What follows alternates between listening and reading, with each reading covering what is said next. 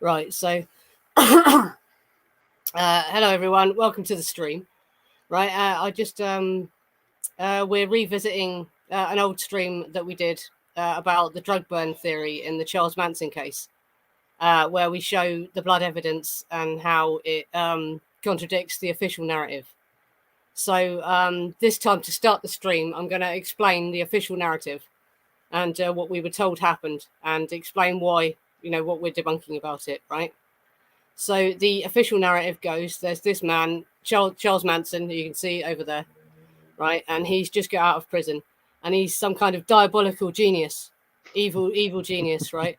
And he's apparently mastered mind control, right? And if you look into this, at this point in history, British military intelligence, American military intelligence, and the American military intelligence had even imported Nazi scientists who were looking into mind control, right? All those people combined, real scientists and psychiatrists and everything who were working for military intelligence, were trying to mind control people, and they had failed. They could not do it, right? But this guy, Charles Manson, who's some two-bit criminal that's just got out of prison, has somehow mastered mind control, right? He's a mind control genius. That's funny. Right? And he gets out of prison, and he goes to Haight-Ashbury, which is where, all the hippies are gathering at this point. And he can play guitar. He's learned to play a guitar in prison, and he's a singer. He can sing a bit. And he goes and he starts getting girls, basically. He mind controls all these girls into following him. And at some point they get a bus, don't they? They get a black bus, and they leave Haight-Ashbury and they travel to California to Topanga Canyon. What's the place called? It's Chatsworth, isn't it? The place where they travel to, right? Well, they get to California anyway, and and the official narrative doesn't want you to know where they parked their bus and where they was living with the bus for a little while, right? So I won't mention where the bus was parked and who they was living next door to, right? But they park up their bus, and at some point, the girls are hitchhiking. I think it's Patricia Krenwinkel, and I can't remember the other one's name. Is Patricia Krenwinkel gets picked up by Dennis Wilson, the drummer of the Beach Boys, right? They're hitchhiking, and Dennis Wilson picks them up, and he takes them back to his house and just leaves them in his house, which is a mansion on Sunset Boulevard, I understand, isn't it? It's a big fancy house, and he just takes these two girls back and he leaves them in his house.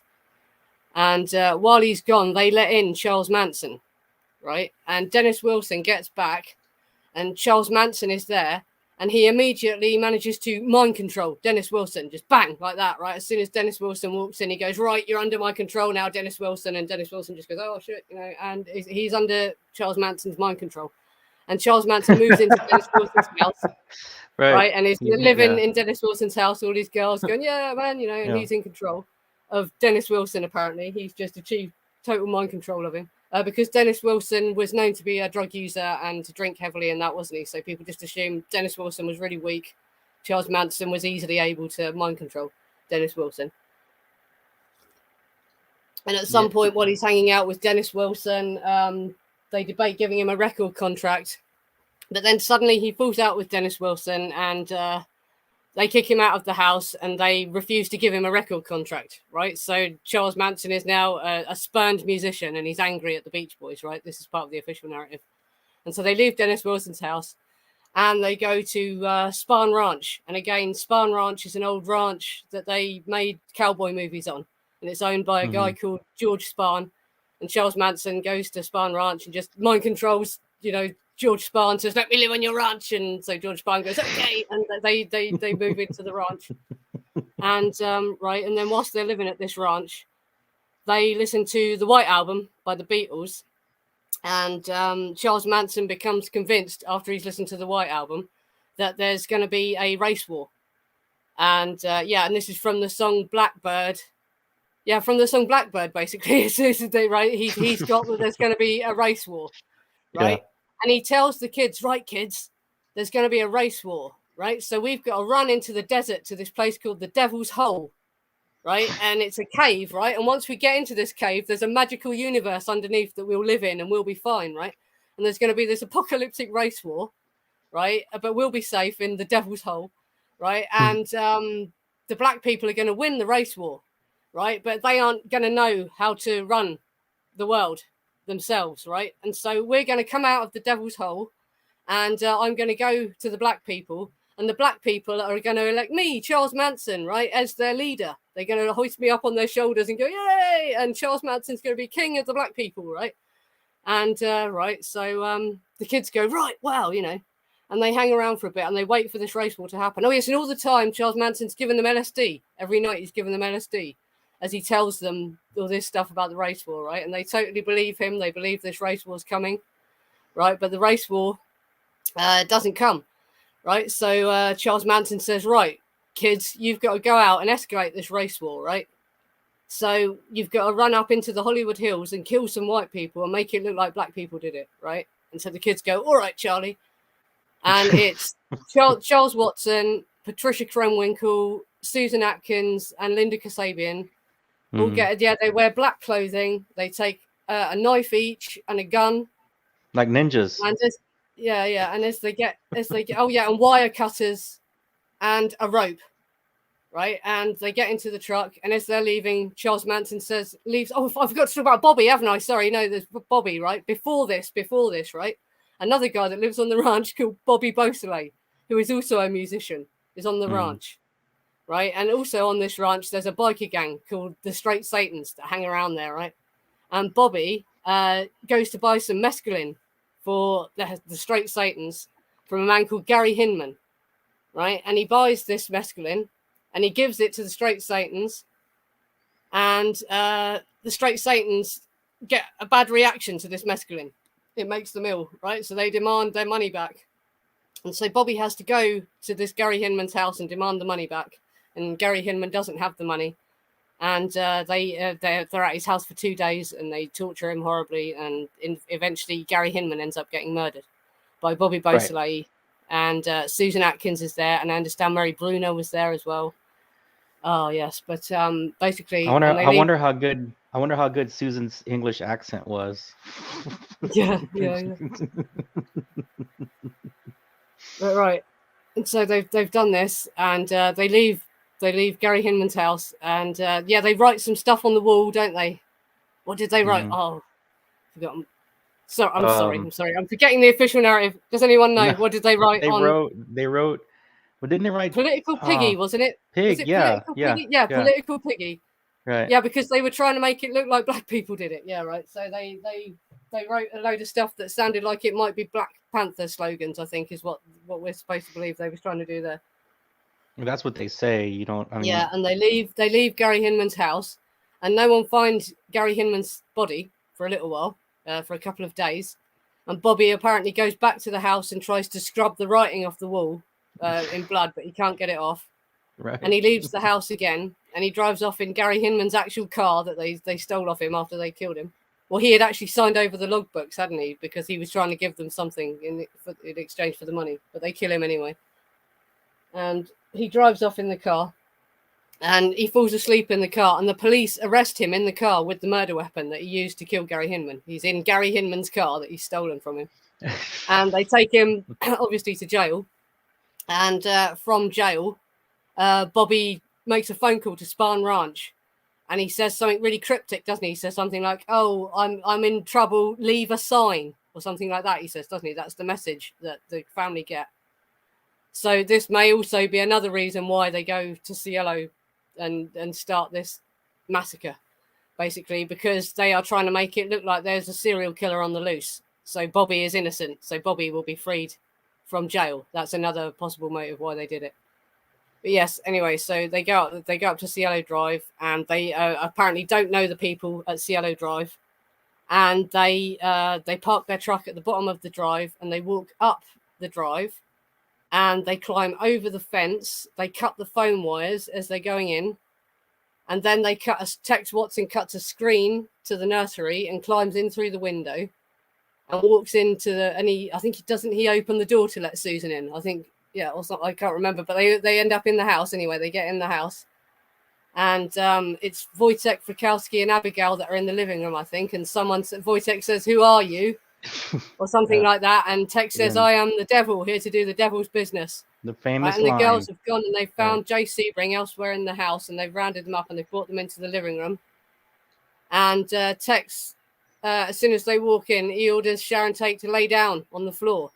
And Jay Sebring, and Sharon Tate is 8 months pregnant. And Jay Sebring says, "Can't you see she's pregnant? Let her sit down." And we're told that Tex immediately shoots Jay Sebring, and the girls jump on Jay Sebring and they stab him to death. That's when Jay Sebring dies. He dies in the living room.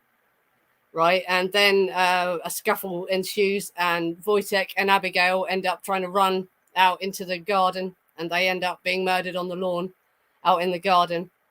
And Sharon Tate, it's really, really sort of unclear, but Sharon Tate ends up being the last one alive.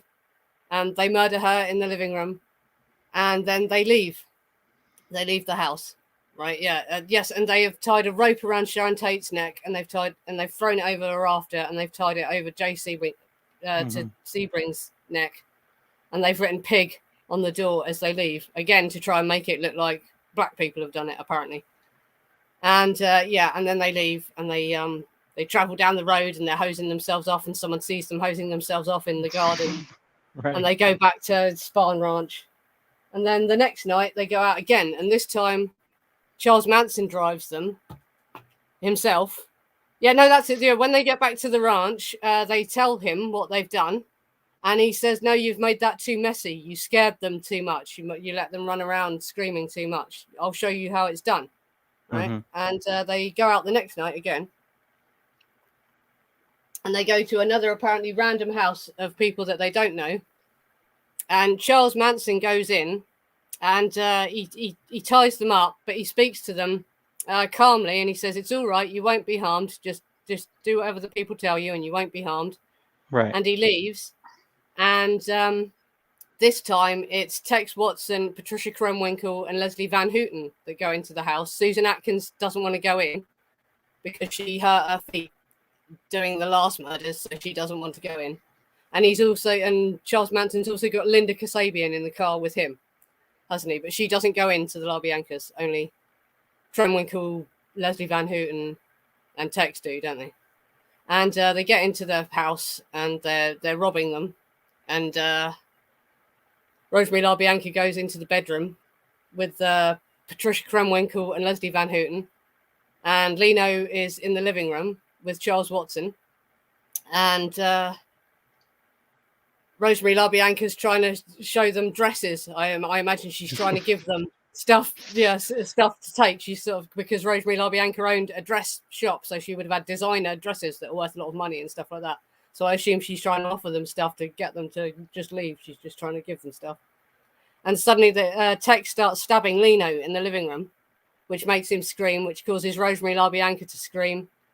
And so Patricia Krenwinkel, and at the first trial, we hear Leslie Van Houten too, start stabbing Rosemary LaBianca. And so both these people are killed. And they stay in the house, and they carve things into Lino LaBianca, and they carve war into him. And all that, yes. Very, very horrible crimes. And they continue to stab Rosemary LaBianca after she's dead. She has extra stab wounds. It's really, really all very gruesome. And they go back to Spartan. Yes, they stay at the house for quite a long time, and they write stuff on the wall again. On the kitchen walls, they write "Hilter Skelter." So they write "Helter Skelter," but she spells it wrong. She writes "A." And so like "Hilter Skelter," and I can't remember what else do they write at the LaBiancas. But they again do writing on the walls.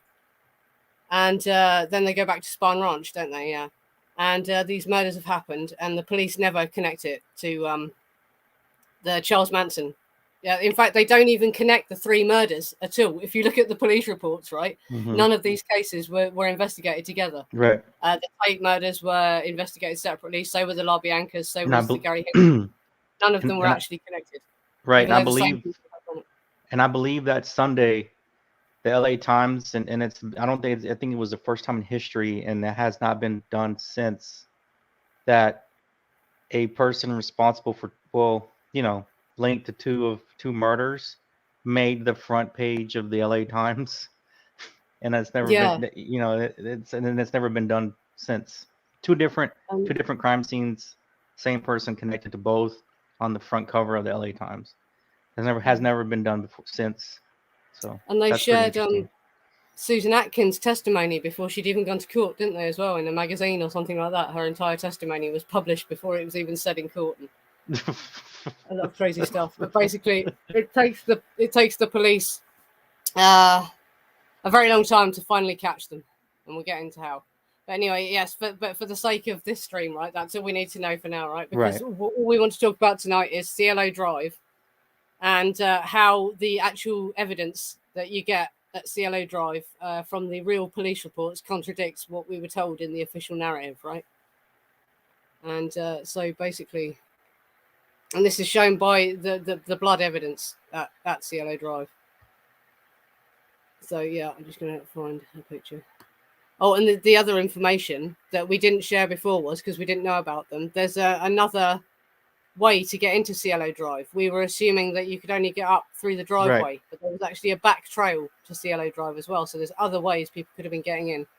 Yeah, I'll put this blood map on for now. There you go. This isn't very clear, but it doesn't actually look that bad on the screen in streams. No, it actually. I mean, it looks. Yeah, I mean, if you have you can blow it up, but I mean, not you, but if you're at home on the phone or PC, it actually looks pretty good. It looks pretty good. Now, it's like I sucked at chemistry, and biology, but so this part of the case for me is like, that's not my world. Like I don't. You know what I mean? It's so confusing. Like you would need like a blood expert that works in this field that would need to literally go over it like explaining it to elementary kids or something, because to me, I'm lost in all this. Like you know how it says the blood types and cross-referencing blood types and things like that. For some reason, it's confusing to me. It's not definitely isn't my expertise or my and it's frustrating that they didn't have DNA evidence at this point as well, isn't it? Right, exactly. The DNA, the blood type of the person, and two of the victims had the same blood type. But it's Sharon and Sebring. We can differentiate between their blood because they've got different blood types. Yeah, and well, this shows you the map of where the bodies were found. You can see down here. This is Wojciech Fikowski. And here is Abigail Folger. So these had run out of the patio doors, supposedly. Yeah, so they were in. Yes, this is the room where Sebring and Sharon Tate's bodies are found. And we're told in the official narrative that they never left the living room. They both died in the living room, right? And that's where their bodies are found. That's the narrative, right? That's correct. Yeah, and they have got. And then from the same room, Abigail Folger and Fikowski have tried to run out of here, but they've been caught by the killers, and they were both really brutally stabbed to death. Really, and now really I always wondered, Nancy, I always wondered when I first started, because I came into this thing, I'd be like, I'm gonna be able to look at this stuff and be able to figure it out, and then it was confusing as hell. You know why it was confusing as hell to me first? Because I was thinking, okay, so there was one way in and one way out, right? I looked at the aerial shots of the property. Remember, this was just me first getting into this case, looking at the pictures and what was out there available to me. And I'm thinking, as an investigator, I'm thinking, what the hell? Why was Wojtek and Abigail running away from the exit point? And at that time, I thought the exit point was the front entranceway, right? Why weren't they running towards their cars or trying to run off Abigail's car is down there, isn't it? Why were the bodies or their final resting place away from where they probably should have gone, right? And for the longest time, I was like, why were they running that way? Why did they go that way rather than going out the other way, right? Or towards the gate, towards the cars. So for the longest time, that made no sense to me. For the longest time. And I always just wondered why that was. Yeah. There's the point as well is there's they tell us Sebring and Polanski never left the living room, but there's actually, you find blood on the porch.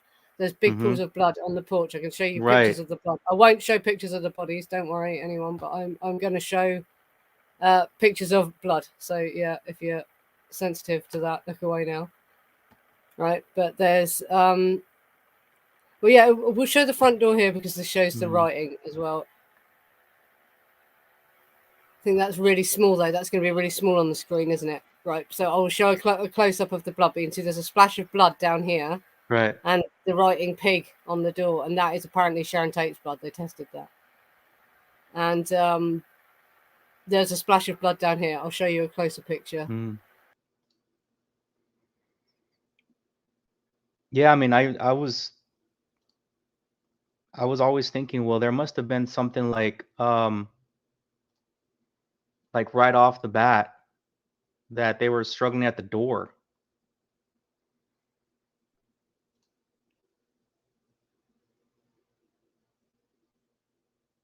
That nobody had really been there at the or nobody had, that there was definitely a struggle at the door.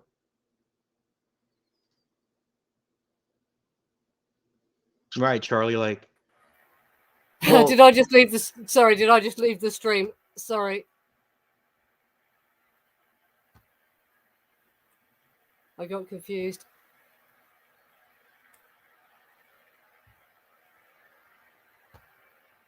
Right, well, yeah, Charlie, that's what I was thinking. That's what I was always thinking, was there something happened at the door because of all the blood that's located there. Yeah.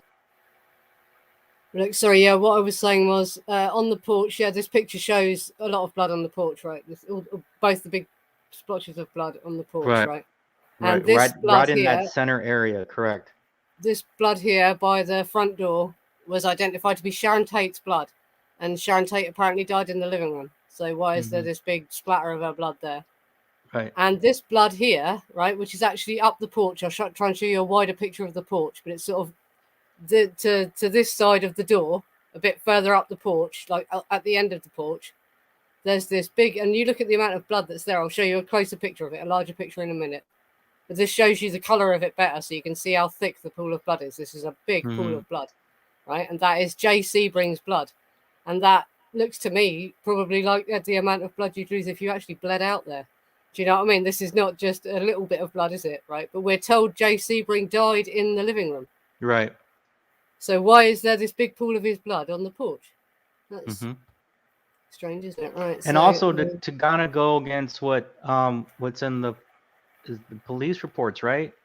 Was in the police reports or the evidence where, and at what time was somebody heard saying, "Oh no, please," or yes, I'm going to show that in a minute. Yeah, we'll get to that. Yeah. Okay.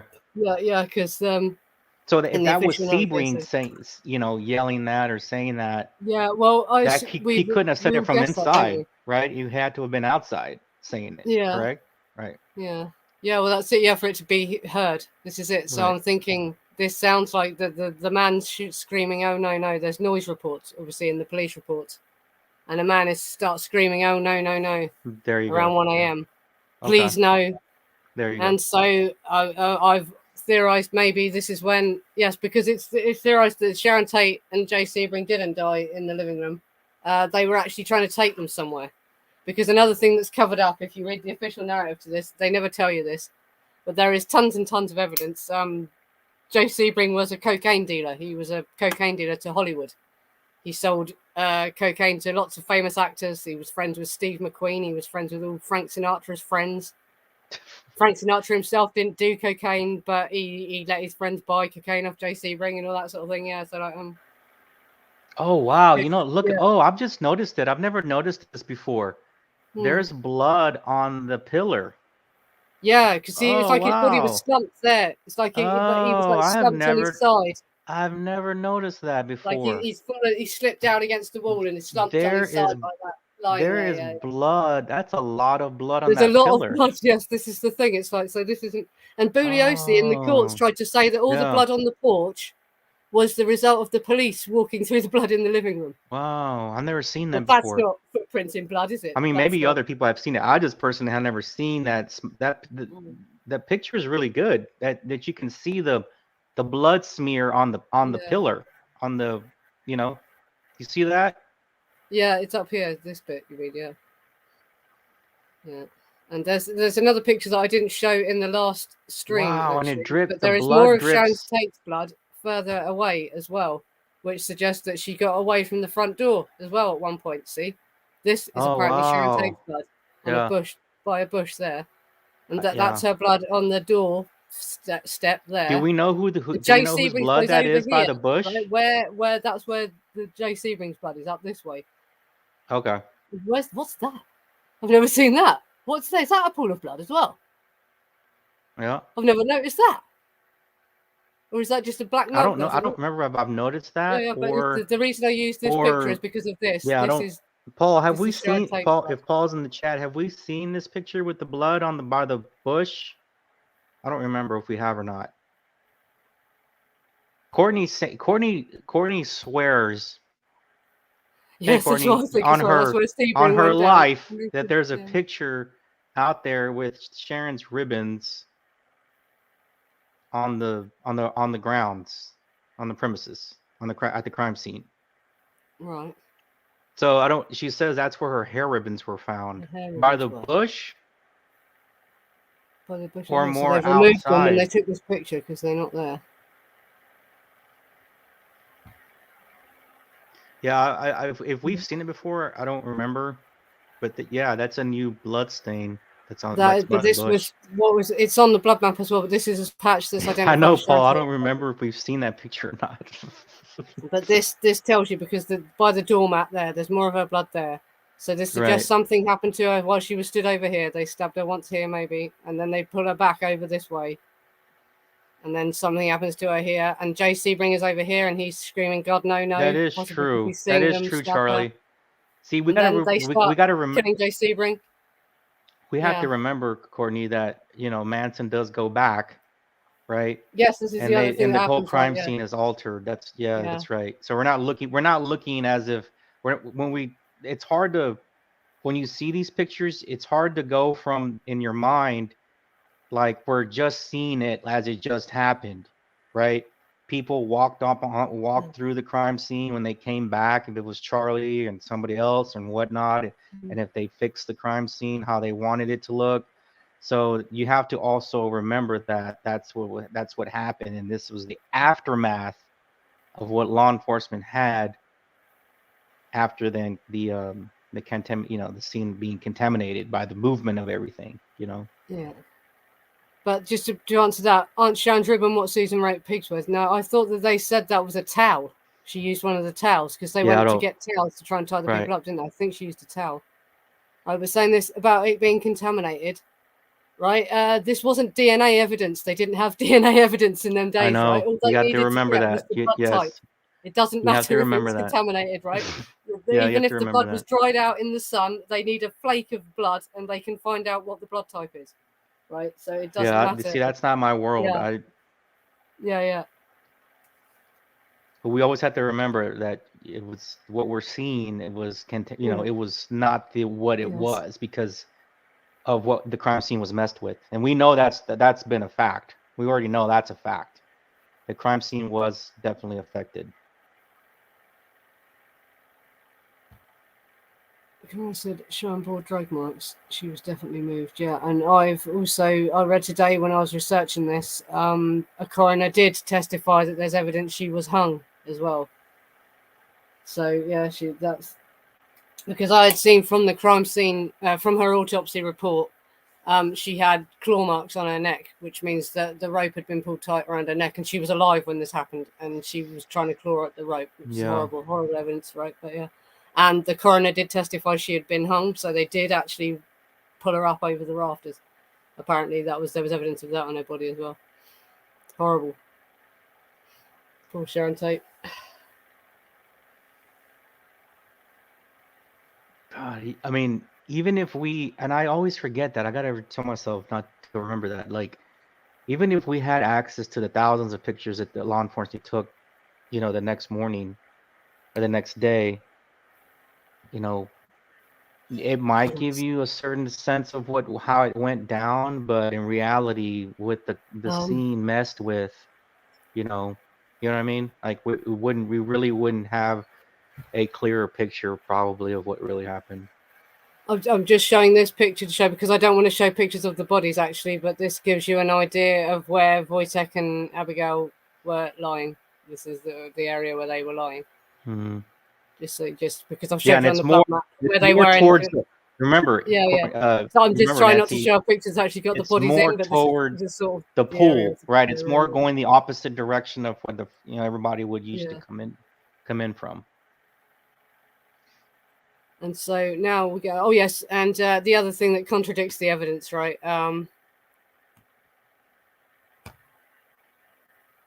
This is Rudolph Weber's testimony. So we told you in the official narrative about the Manson family leave the house after they've murdered them, and they go down and they end up in this man Rudolph Weber's garden. And he says, at about 1 o'clock in the morning, he heard the sound of the running water because apparently the pipes for his house ran right under the house. So if you turned on the hose in his back garden, you could hear the pipes rattling. And this woke him up. So he got out of bed and he grabbed his flashlight to see who was messing with his hose. And he went downstairs to the basement, went to the garage door, thinking something had gone wrong with his plumbing. And there's nothing wrong with it. And he goes out there and he sees 4 people standing in his garden, and they're hosing themselves off. And I went, I haven't screen capped everything that he said, but he basically says he confronts them, and they say, "Oh, sorry," and they just run and get into the vehicle, and he tries to run to catch them.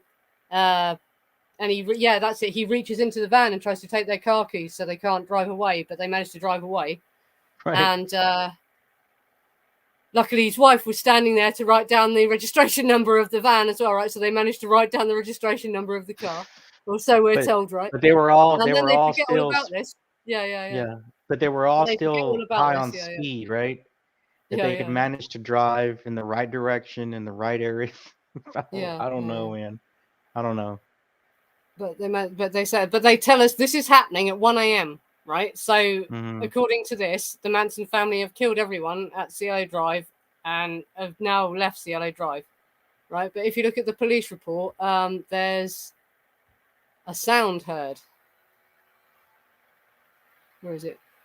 Oh, and just to show you this, sorry, just to finish the Rudy Weber thing. He said that in court as well. He said in court that it was 1 a.m. when he heard them out in his garden, and he went and found them. Right, just to back that up. That wasn't just what he said in his police statement. He said it in court.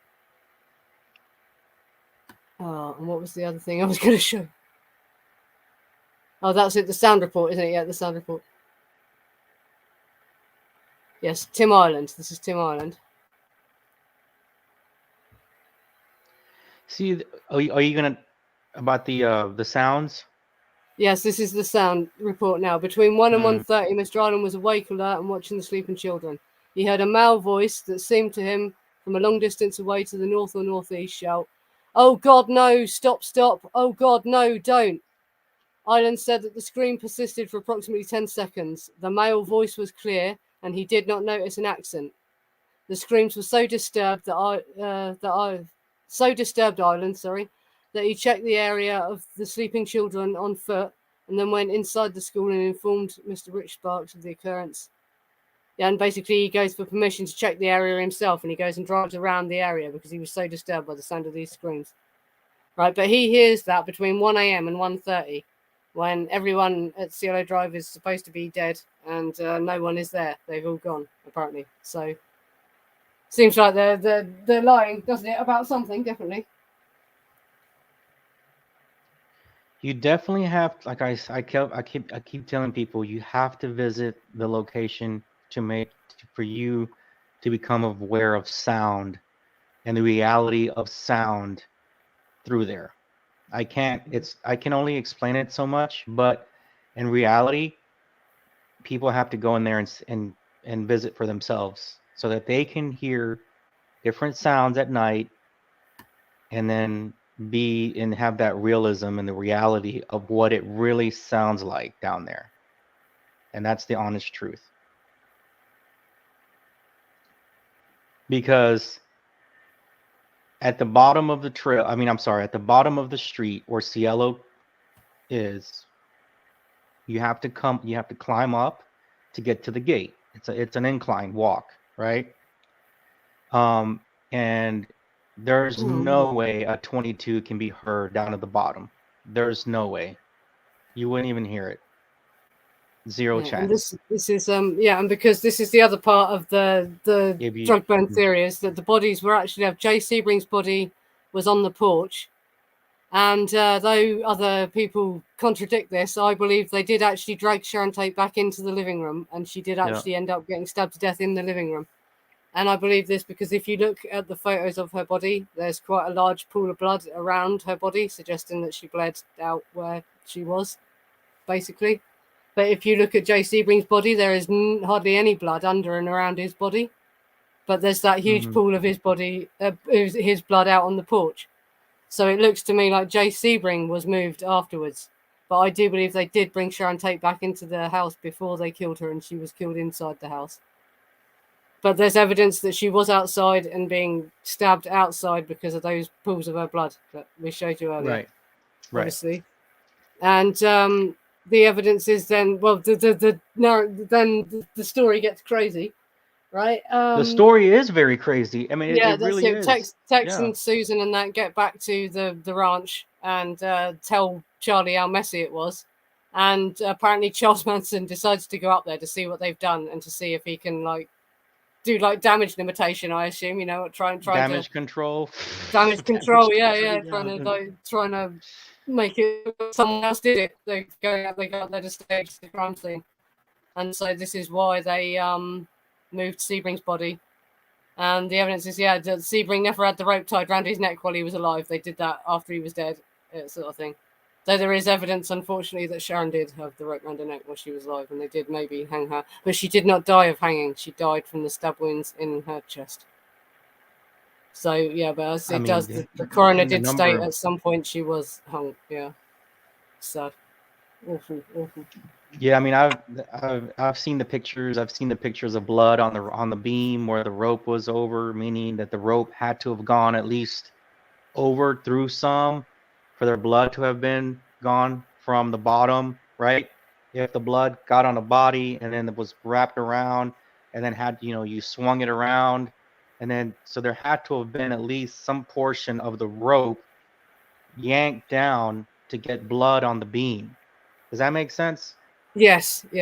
So it had to have been some sort, even if it wasn't very tight or it was kind of lazy about it, they'd at least did some sort of a yank to do something in order for that rope to come back over the top of the beam and scratch blood on top of on the beam itself. So there had to have been some sort of limit on the pull. There had to be something, not just just there or not done. That's always been my point.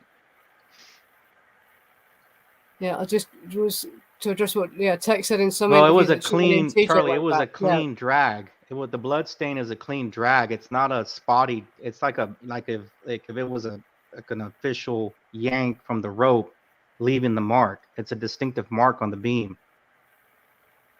I see what you're saying, but to me, it looks like a very distinctive mark off of the rope, to where it looks like an action of the rope against the beam caused the perfect line of blood, not like a smudge. That's a good point as well, though. Was the people pulling on the rope, did they have blood on their hands, maybe because they had blood all over their hands or whatever from moving the bodies, from lifting up, and then they're pulling the rope with blood on them. But my point is that the rope leaves the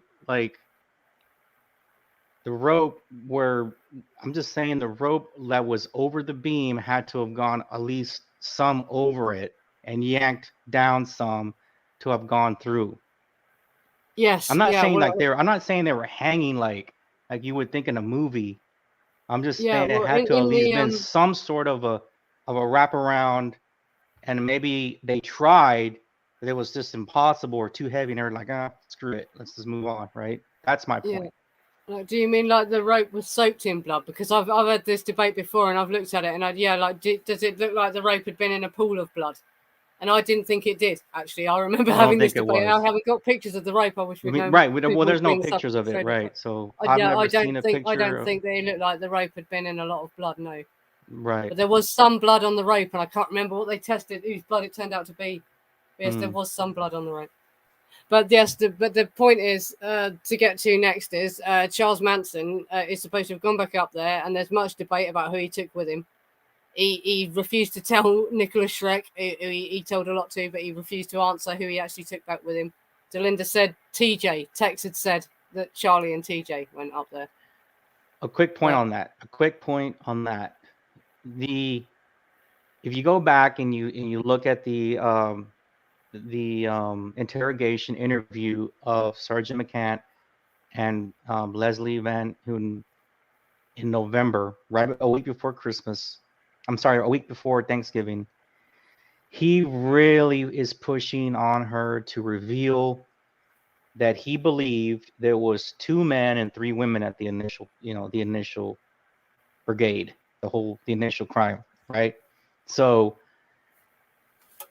I know that Charlie says he went back and he never named anybody else that went with him. I don't think officially, but what if that one person? See, we don't. That's the thing we don't know. There had to have been evidence that the detective believed there was 2 men, right, in the initial, Yeah, because it's in their theories. I haven't got that in the slides right now, right? But there's 2 theories that the police came up with, wasn't it? Yeah, right. And one was but both of them were basically some kind of deal going wrong, wasn't it? Yeah. What if one of them stayed back? We don't even know. What if there was the other guy stayed back? Yeah, Tex and the girls drove off. We have no idea. Can you imagine that if somebody actually stayed back? Can you imagine if somebody stayed back, hung around, doing whatever, looking around, whatever they were doing? Because we'll get to the back trail here in a minute, but can you imagine if another person stayed back and then they went and got Charlie, and then Charlie comes back, and then you know what I mean? So it would be crazy if another male was there at the initial, in the initial crime, like the sergeant believed. He believed it for a reason.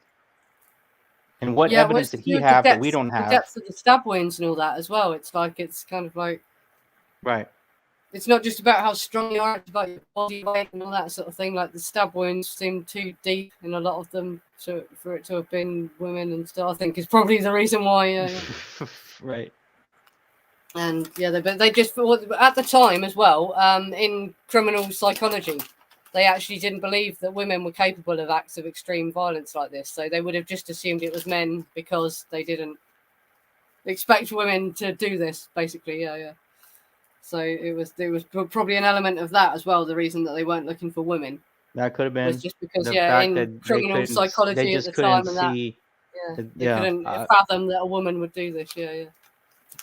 Well, I mean, they had seen murder. I mean, there was definitely a lot of gruesome murders in LA before, that I'm pretty sure had seen. There's always been, women have always, both sexes have always committed murder. But I think the extent of this murder scene really probably had them puzzled for sure. In the past, though, women were always convicted on the basis that some kind of man told them to do it. That's why these women, they were all convicted on the basis that Charles Manson had mind controlled them. And yes, and that's the other thing that we haven't talked about as well is, but the theory is that Wojciech Wachowski, it's in the police report. I could get it up on the screen for you. I'm sure I've got it in a slide somewhere. That Wojciech Wachowski was importing the drug MDA and selling it from Cielo Drive. And then there's a rumor, that Tex and Linda, Tex Watson and Linda Kasabian had bought $2,000 worth of MDA somehow because Linda had money. They went back to Linda's husband and stole money from him or something, didn't they? So Linda has this money, and it's theorized that they spent it on this MDA. And it's unknown whether they gave them the money and then the drugs never turned up, or they bought the MDA and it was bad. I've never heard of that theory. Where is that theory from? What they bought the drugs never turned up. Yeah, well, that's just people just aren't sure what happened. But there's also this story about Billy Doyle getting because Doyle and Harrigan were the ones that imported the MDA from Canada. And there's this thing about Billy Doyle getting drugged and beaten up and sexually assaulted with a dildo in Mama Cass's garden for supplying bad MDA because the MDA that he supplied was bad and made people ill. So it's more likely that Tex and Linda bought this MDA and it turned out to be bad, and that's what they were angry about. That's, But I this mean, is that's actually yeah, thought that's of to be possible.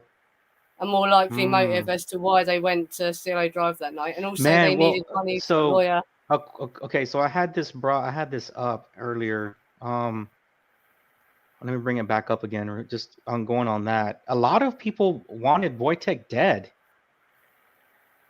It just wasn't. Some people were threatening. I mean, there was definitely threats made against him. Hold on a second. This is from the Manson file. Dean Stockwell, right? It's revealed in the Manson file. Apparently, Dean Stockwell, the guy who played Al in Quantum Leap, he's a really famous actor. He was in a lot more stuff, but our generation is likely to remember him most as Al in Quantum Leap. Okay, so in page 60, of Chaos, okay, Tom O'Neill, he talks about his friend, his Wojtek's friend. The one with the really weird name, hard to pronounce. Yeah, I'm not even gonna try to say his name. Yeah, that guy. Yeah, I know the other guy. Yeah, the other Polish guy. Roman Polanski. Yeah, it was. Yeah, the other guy, the artist guy. I'll butcher his name, but anyway, so he's in quotes saying, and I don't know if this was a party or what, or multiple parties, but it was one particular party. He said so many strange people were coming and going from the house at Cielo Drive. There was a time, and he doesn't remember the exact time, but some people were kicked out and they were threatening Wojtek, and that they would kill you. I don't know if that was actually Doyle and them or. Oh yes, I remember that. Yeah, because this is Roman Polanski was there as well, wasn't he? Because that might have been that story. Then that might have been that story. Was that Harrigan and Doyle? I seem to remember. Maybe. It might have been those two guys. Was Roman when they asked Roman Polanski, was there anyone? Or it might have been the Whittold, that guy. He probably told them that there was a party, and there was a guy that was making trouble, and Roman Polanski asked him to leave. I've had that story as well. Yeah. Right. Oh, who was it? Yes, it was Doyle. It might have been Doyle. Yeah. Yeah, it was. It was. Yeah. So it was a lot Billy of Doyle. people Apparently, will Billy already. Doyle kicked off I mean, a party at Cielo Drive, there was definitely people.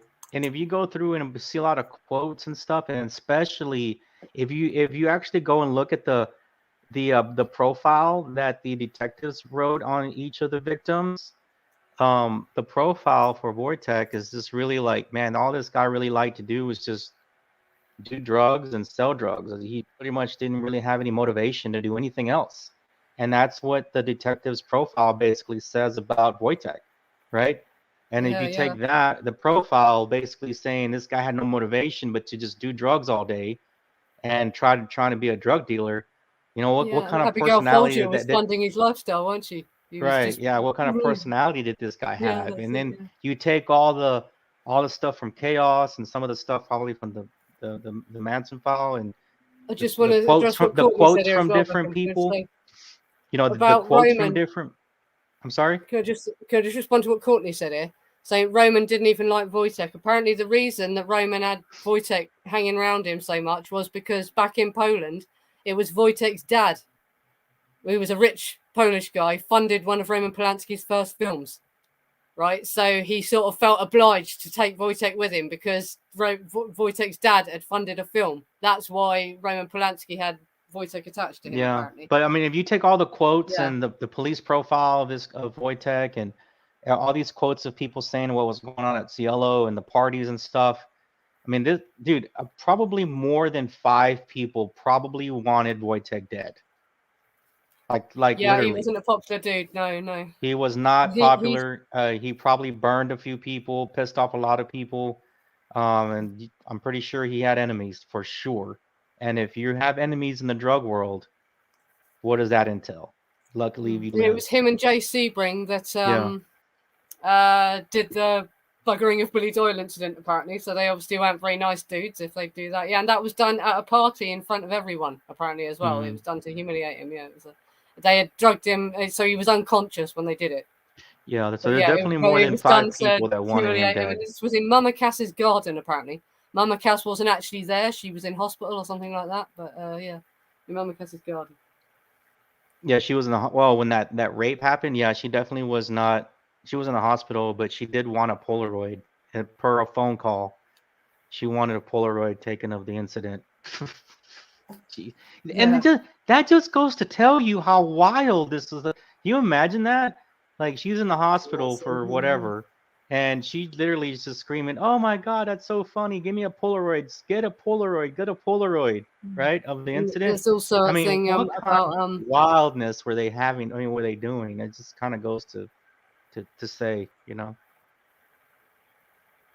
Yeah, and I've heard this as well. Yeah, this is said in Chaos, isn't it? That after That's the what they incident, say. Yeah. someone tied him to a tree because they knew when he woke up he was going to go mad and try and attack the people that had done it to him. So they tied him to a tree so that he wouldn't do that, so he'd have time to cool down. I've heard that as well. Yeah. Yes. Yeah, this is it. This is probably the reason that Roman Polanski had Wojtek Frykowski hanging around with him. And also, if you read Roman Polanski's polygraph test, he says that Wojtek really loved Roman. Like he really idolized Roman, and so Roman felt bad about it. Basically, Roman felt bad for him. Yeah. But it's shocking that he sent his pregnant wife back to a house living with a man who was selling MDA from the house. Don't even get me started with that. That's the a whole house other was known hour. as a party house Yeah. and all that. You know what I mean? It's like Roman Polanski. That we'll be here another clearly hour. Didn't care that much, did he? Yeah. I mean, and they also say, that's Roman a whole didn't other know what was part. going on. Roman didn't know That's what a whole Wojtek other was doing at the house. But bollocks, sorry, I don't believe that. No. Yeah. Yeah, that's a whole other part to the story, is why Sharon stayed during all of that madness. And I know she just gotten back in July, less than a month, but I don't know. I just, less than a month when the actual murders happened, but I just, I don't know. That's a whole other part. And the other weird thing as well, it says in the police report, because everyone is saying that they all hated Frykowski and Abigail living there and wanted them to leave. But it actually says in the police report, Abigail and Wojtek were moving their stuff out of Cielo Drive because Abigail did have a house. She was renting a house. Paul, look at can you post the message Paul just posted? Because this is the conversation. No, the one Paul just posted.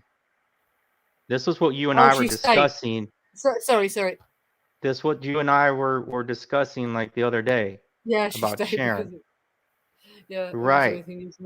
She was used to living with these people, and she had dated Jay Sebring, hadn't she? So yeah, she was used to it. She was around. She was comfortable around drug dealers. That's what you said, Nancy. She was comfortable around drug dealers. She dated Jay Sebring. Had him round her house in the early hours of the morning. Yeah, and people say, maybe she was naive and she didn't know what Jay Sebring did. I'm sorry, mate, but how did she not know? That's insulting to her intelligence to say that she never worked out that Jay Sebring was a cocaine dealer all that time that she dated him. Come on, of course she knew. Well, remember we talked about this. You and I did this week that sometime earlier in the week her and Sebring talked about hiring security because of the heat that Sebring was going through. He had gotten burned on Tuesday for $2,000 with the cocaine. Then his house wires get cut on Wednesday Wednesday night. And then, of course, the murders happened Friday night, early Friday morning. So definitely by Wednesday evening, Sebring is definitely feeling heat in his world of drug dealing, right? You had somebody on your property trying to break in, cutting your wires and doing all that madness. Somebody just burned you for $2,000 on the Tuesday. He had a bad Tuesday. He had a bad midweek, I guess you could say. So he's definitely feeling heat that they wanted to hire extra security. I'd never heard this. That Sebring had fell out with Frank Sinatra. Anyone heard anything about that? Yeah. I've never heard that, right? Sebring had a falling out with Frank Sinatra. I never heard that. I know that he knew Frank Sinatra and he made Frank Sinatra's wigs or something, didn't he? Frank Sinatra had toupees. And Jay Sebring made toupees for Frank Sinatra and was friends with Frank Sinatra and all that, but I'd not heard that he'd fallen out with him.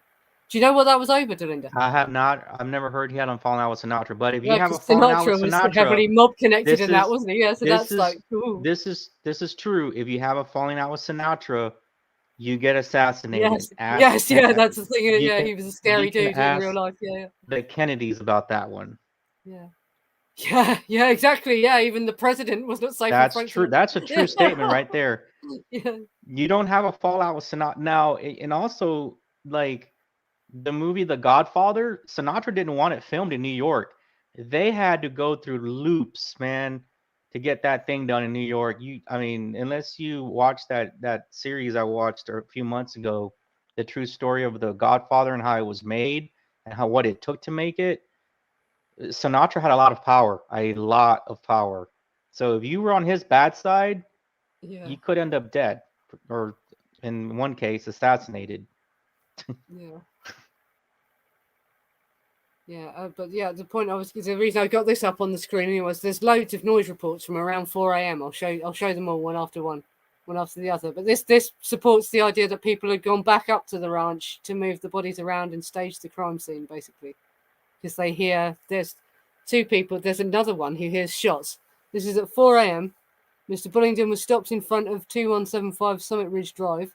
He was parked facing the northbound with the driver's window down, and he heard what he believed to be 3 shots. They sounded as if they came from some distance to the west. The sequence was 1 shot, a 2-3 second pause, another shot, a 4-5 second pause, and a final shot.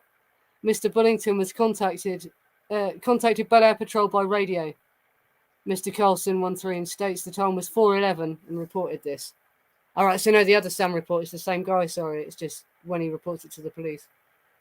But this is when you get this creepy message where the police say, "Oh, we just heard a woman screaming report," and they didn't go up there. This is it. Yeah.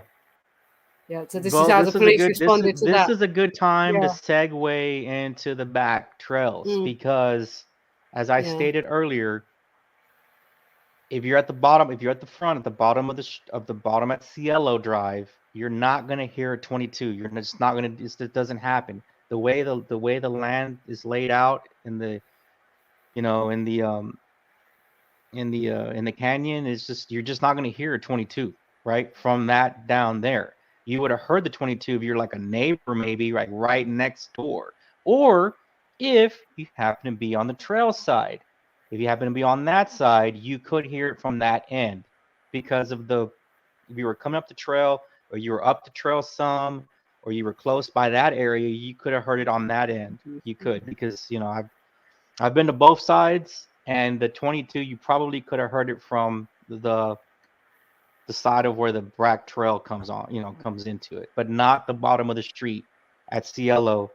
No way. This gives us a better idea of the actual layout of the place. This is an aerial photo of the whole property, isn't it? Right. This is a photo taken from above. and that's a photo courtesy of Acapella. Right. And now this here is the back trail, see, because last time we did this stream, we didn't know that this is another way that you can get out and into Cielo Drive. We always assumed that to get in and out, you had to go to this drive. There was no way out up here. This is the guest house.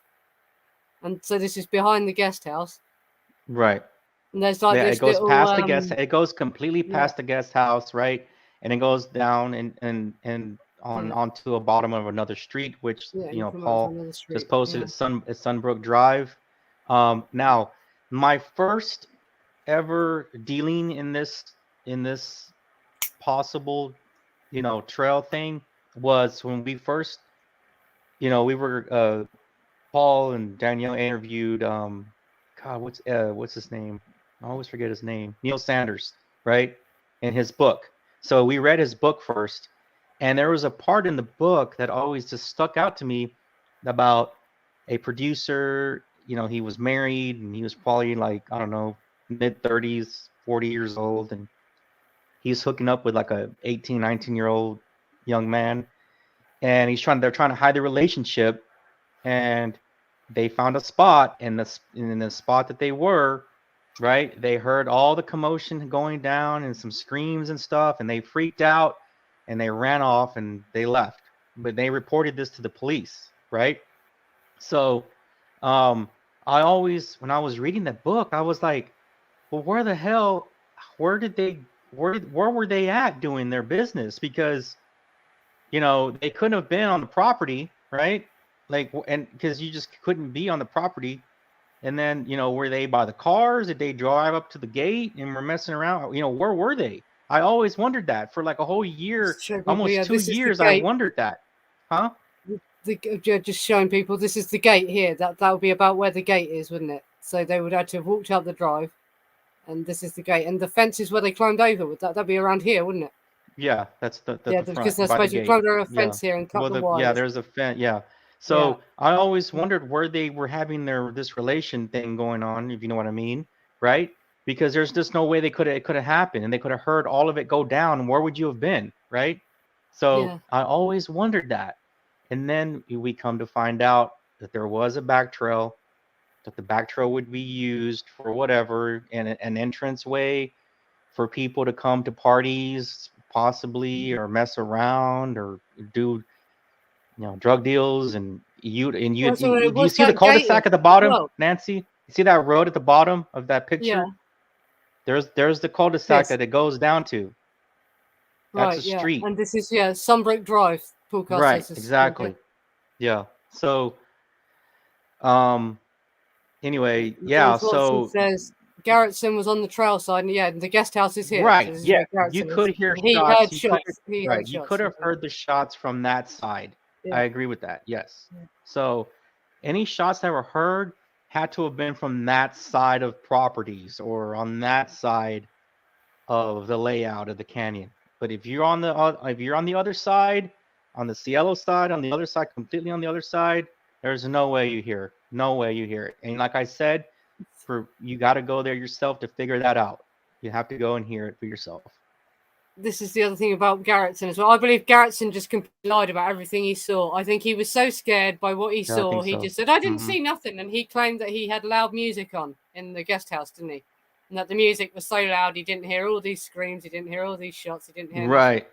And apparently the man was never the same again. It drove him mad. So I reckon he witnessed something really, really awful and just refused to speak about what he saw. Yeah. I think he did hear screaming and he did see stuff, but it just mashed his head completely and he never wanted to talk about it. There's my theory on what happened with Garrettson. Yeah, I mean, I think we don't I think as a group we don't think he was there. Yes, but this is the other thing as well. He's the one that says he heard Abigail screaming, "Please stop stabbing me, I'm already dead." Yeah, which is a strange thing for someone to scream as they're being murdered, isn't it? Especially when you look at Abigail's injuries, she was stabbed in the face a lot. So it's hardly Rich, those two guys heard it unfold. They was doing that to a poor woman. Rich, yeah, those two guys that were engaging in sexual activity heard it unfold and they ran. They freaked out and they took off. Yeah. A lot of people involved in this case are prime examples of what PTSD looks like, actually, including some of the killers. And the girls, girls that survived, Squeaky and Sandy, and all those girls, if you look at the footage of them when they're sitting outside the court and they are in that Hendrickson documentary talking, they actually look like they have PTSD as well. If you know what PTSD looks like, they all look like they have PTSD. They were all very traumatized by this, everyone involved. It was to me the biggest thing that at this point is figuring out about the back trail, because that just completely changes. Imagine what that would do to your head if you were looking out your window and witnessing all this, man. Yeah, the guy. Yeah, I'm not surprised he didn't want to say what he saw. There's also a rumor that he looked out the window and Patricia Krenwinkel saw him and had a bloody knife and walked up to him with the knife raised. Yeah, I don't believe that. Walked up to a window going shh like that, and that is what freaked him out. And he's never. Yeah. You don't believe that? Yeah, I can kind of believe that, to be honest, though, that they would have been walking around looking to check there was no one else that had survived who was going to witness anything. They would have wiped everybody out. Why didn't they kill Garrettson if Patricia Krenwinkel That's what I'm saying. Yeah, they would have wiped everything. There was no, trust me, based on their Book of the Dead, based on whatever they wanted to do to accomplish there is no way they leave anybody alive, any witnesses. No way. No way. This was another thing as well, right? Because there were garden lights in that garden, surely, weren't there? So it's like the garden lights were never switched on, though, were they? But I can imagine why, if you're the victims trying to escape, you wouldn't put the garden lights on, because you wouldn't want the killers to be able to see you. Mm-hmm. Which you obviously, so I can understand why the people that own the house didn't turn the lights on. But yeah, it's strange that the lights in the garden were never on. Yeah, and there were lights. Yes. Oh, I haven't I haven't got the picture of that, but yeah, there are lights that and Candice That was Bergen, odd. Yeah. Terry Melcher's, because Terry Melcher rented Cielo Drive before the Polanskis, didn't he? And he lived with Candice Bergen, the actress, Right. and she apparently hung these lights in the garden that looked like fairy lights along a fence. Yeah, and that would have lit the garden up a bit if they were switched on. I haven't got the picture of that, but there is a picture of them. There were lights that were installed by Candice Bergen, apparently. I just can't imagine the smells. There There would have been definitely a smell. Yeah, well, blood. I've been in a room where someone had bled a lot. I had to help clean up after my friend. He lived. He didn't die, but he bled really badly. And I had to help clean up the blood. The smell of death is distinctive. No, blood has a horrible smell. Once it's outside the body, it starts to go off pretty quickly. It starts to smell like rotting meat. It's a horrible smell. Yeah, it would have been bad.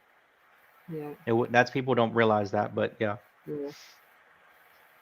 And it doesn't stay like a liquid for very long. It's not like you imagine, sort of thing. It doesn't stay runny very long. It starts to thicken up and go really gross. And, Well, Danielle, I meant the next day. That's what I meant. Right, I'm just looking for more noise reports. Yeah, I told you. Yeah, the woman, because this is disturbing as well, right? So that security guard had the 3 shots, and he called that into the police. And the police said, I hope we don't have a murder. We just had a woman screaming call in that area. Right, so someone had heard a woman screaming around 4 a.m. So just before 4 a.m., presumably, if the policeman said, we just had a woman screaming report in that area. But the other shocking thing is, after the police had heard there's a woman screaming and there's been 3 gunshots, they never came out to investigate.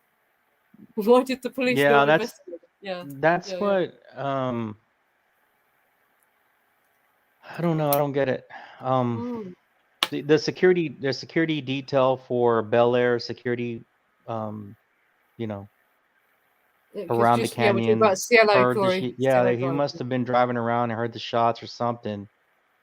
And he calls 911 at the time. He called the police station, the West Hollywood station, and reported hearing, hey, there's been gunshots at this. Of course, he didn't know the exact address, right? It was just an echo that he heard. So maybe that's why police didn't respond. They reckon that the cops staying there, Delinda, was one of the reasons the crime scene was so contaminated as well. Though he thought he was doing a good thing, he actually contaminated the crime scene really badly and messed up. They would have all, they've all should have walked because of that alone. There wouldn't have been no. They wouldn't have had a case against him for that particular reason right there. Yeah. Just going to say, so that's a weird thing, isn't it? The police had heard that there was gunshots being fired and women screaming, and they still never went and investigated. Yeah. But someone else pointed out, wasn't it a Saturday night or something as well? And this is LA, so maybe they had a lot of stuff going on. But they've heard gunshots. Surely that is considered serious if you've heard gunshots and someone screaming. Well, at the canyon, though. Oh yes, you're talking about You're talking about a whole completely different area of LA, like rich. It's very quiet. Again, if you visit the Benedict Canyon is where Cielo's at. Benedict Canyon is very quiet. It's very rich. It's upscale. The West Hollywood police station, I think, would have been the station that would have responded to them. It's right down. It's not far from Beverly Hills. So it's definitely a different area than what than the barrios of LA or whatever. You know what I mean? On a tangent, but Delinda says, how did Cielo's drugs end up in the club in London? No, it apparently Bruce Davis took the drugs to London. This is the other crazy twist about the Manson case. Oh, I've never heard that. Wow. Yeah, the drugs they get taken to London by Bruce Davis, because it's known Bruce Davis did travel to London. Because when we have the event in London, Nicholas is going to take us to this house that Bruce Davis apparently stayed in. It's a ruined house now. Wow. It's on the outskirts of London. We're going to have to get a train to go to it. But yeah, Bruce Davis apparently traveled to London, and the drugs that they stole from Cielo Drive ended up being sold in clubs in Manchester. So he travelled to London, but then they would moved on to Manchester and sold in Manchester, apparently. I've never heard Zappa. What the one Zappa was playing at? What? So a club? You mean a club? You mean a club Zappa was playing at? The drugs were sold at. I'd never heard. Yeah, I'd never heard the Frank Zappa mentioned. That's not in the Manson file. Yeah, tell me more about that. Not that that means Frank Zappa would be involved, but just means Bruce Davis was at a club where Frank Zappa happened to be playing. I just find that interesting. Because yeah, I don't know. Would he have been in London in 1969? I'm just trying to think. Because I know a lot about Frank Zappa. I'm just trying to think. Would he have toured England in 1969? I don't know. I think he'd have been busy in America in 1969. Look into it. Oh yes, the reason I put this on the screen is as well because this actually ties into Mama Cass, weirdly enough. Right, this guy between 2 and 3 hours in the morning, he's got hunting dogs that react to gunshots. So he didn't hear gunshots, but his dogs started to react suddenly, and he knows that his dogs react to gunshots. They're trained to react. Oh, really? So the guy didn't hear a gunshot, but his dogs heard it? He didn't hear gunshots, but his dogs are trained to react to gunshots. Crazy. So they bark in a certain way if it's gunshots they've heard, basically. So he knows that the dogs heard gunshots. But that's what I'm saying. Like, it's hard to hear if you're on a particular part of the really far, right. Exactly. Right. Yeah. So as a human, it's depending on the area that you're in. You might not have heard anything. That's my point. Yeah. But check this out as well. Right at the end, he says he did not hear any gunshots himself, but he was concerned about a lavender Volkswagen type Dune buggy, and he gives the number plate of it, and a black foreign type motorcycle, possibly a Triumph, that could have been seen and reported driving about the area for the past 6 weeks in the late night and early morning hours. These two vehicles have not been connected with the incident at this time. Yeah. Right? But guess who had a lavender Dune buggy? Mama Cass. Right? Mama Cass had a lavender Dune buggy. I haven't got the photo. I wish I had saved it when I saw it, but there is a photo of Mama Cass in her lavender Dune buggy. And that doesn't, but you have to remember Mama Cass was off touring a lot and she just left her house like an open house, I assume. And so if her Dune buggy was there, she probably left the keys with it. So it doesn't necessarily mean it was Mama Cass that was driving around in it the whole time. But it was Mama Cass's Dune buggy. So people coming from Mama Cass's house were driving a Dune buggy around the area late at night. A lot. And this neighbour saw it a lot over the course of 6 weeks. 6 weeks. Yeah. And a Triumph motorcycle, which is a British motorcycle, isn't it? Why would they have a Triumph in? I thought they're British, but I thought you liked Harleys in America. Why would they have had a Triumph? That's weird. But yeah, that's the thing. But for the past 6 weeks, the neighbours had been noticing this lavender Dune buggy in the area. So yeah, and there's also the rumor is that Mama Cass was the first person from Hollywood to actually discover the bodies.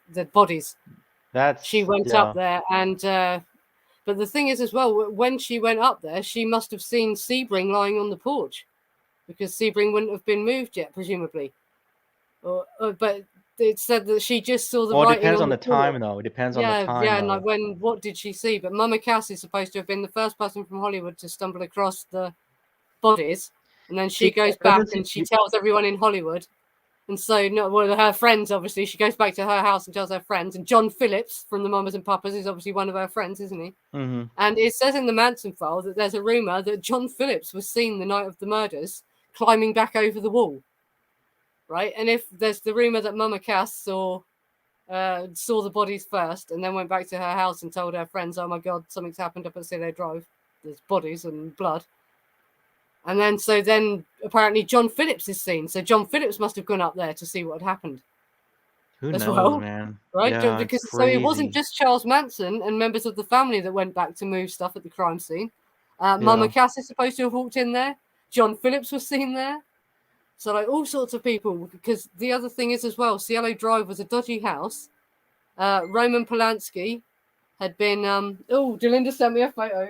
Sorry, I just want to check. Is it the lavender Dune buggy one? Who knows who went up there, man? I mean, yes, it is. It's the lavender Dune buggy. Oh, thank you. Right, I've got to try and bloody upload this to Google Photos. Right, is that Mama Cass in it though? Just let me check. Yes, that is, isn't it? Yeah, that is the picture of Mama Cass in her lavender Dune buggy. Right. Right. Sorry, it'll take me a minute to do this. Carry on talking. No, I was just gonna say like who knows who saw the bodies? John Phillips, Mama Cass, anybody else that Yeah, might have this is it. So stumbled up what was there. John Phillips' interest in going up there to look at the bodies? What if Well, he was somebody pretty close was to Sharon going? Tate. It must have been horrible for him if he saw Sharon Tate's body. Yeah. What Poor if man. like All of somebody them. was Well, going Mama up Cass. with? Imagine what it was like for Mama Cass seeing them all. Bloody hell. I mean, what if somebody was going to go up the back trail and they ran into Garrettson and Garrett said, "Don't go up there, don't go up there." Yeah, I mean, yeah, I don't know, you know. yeah.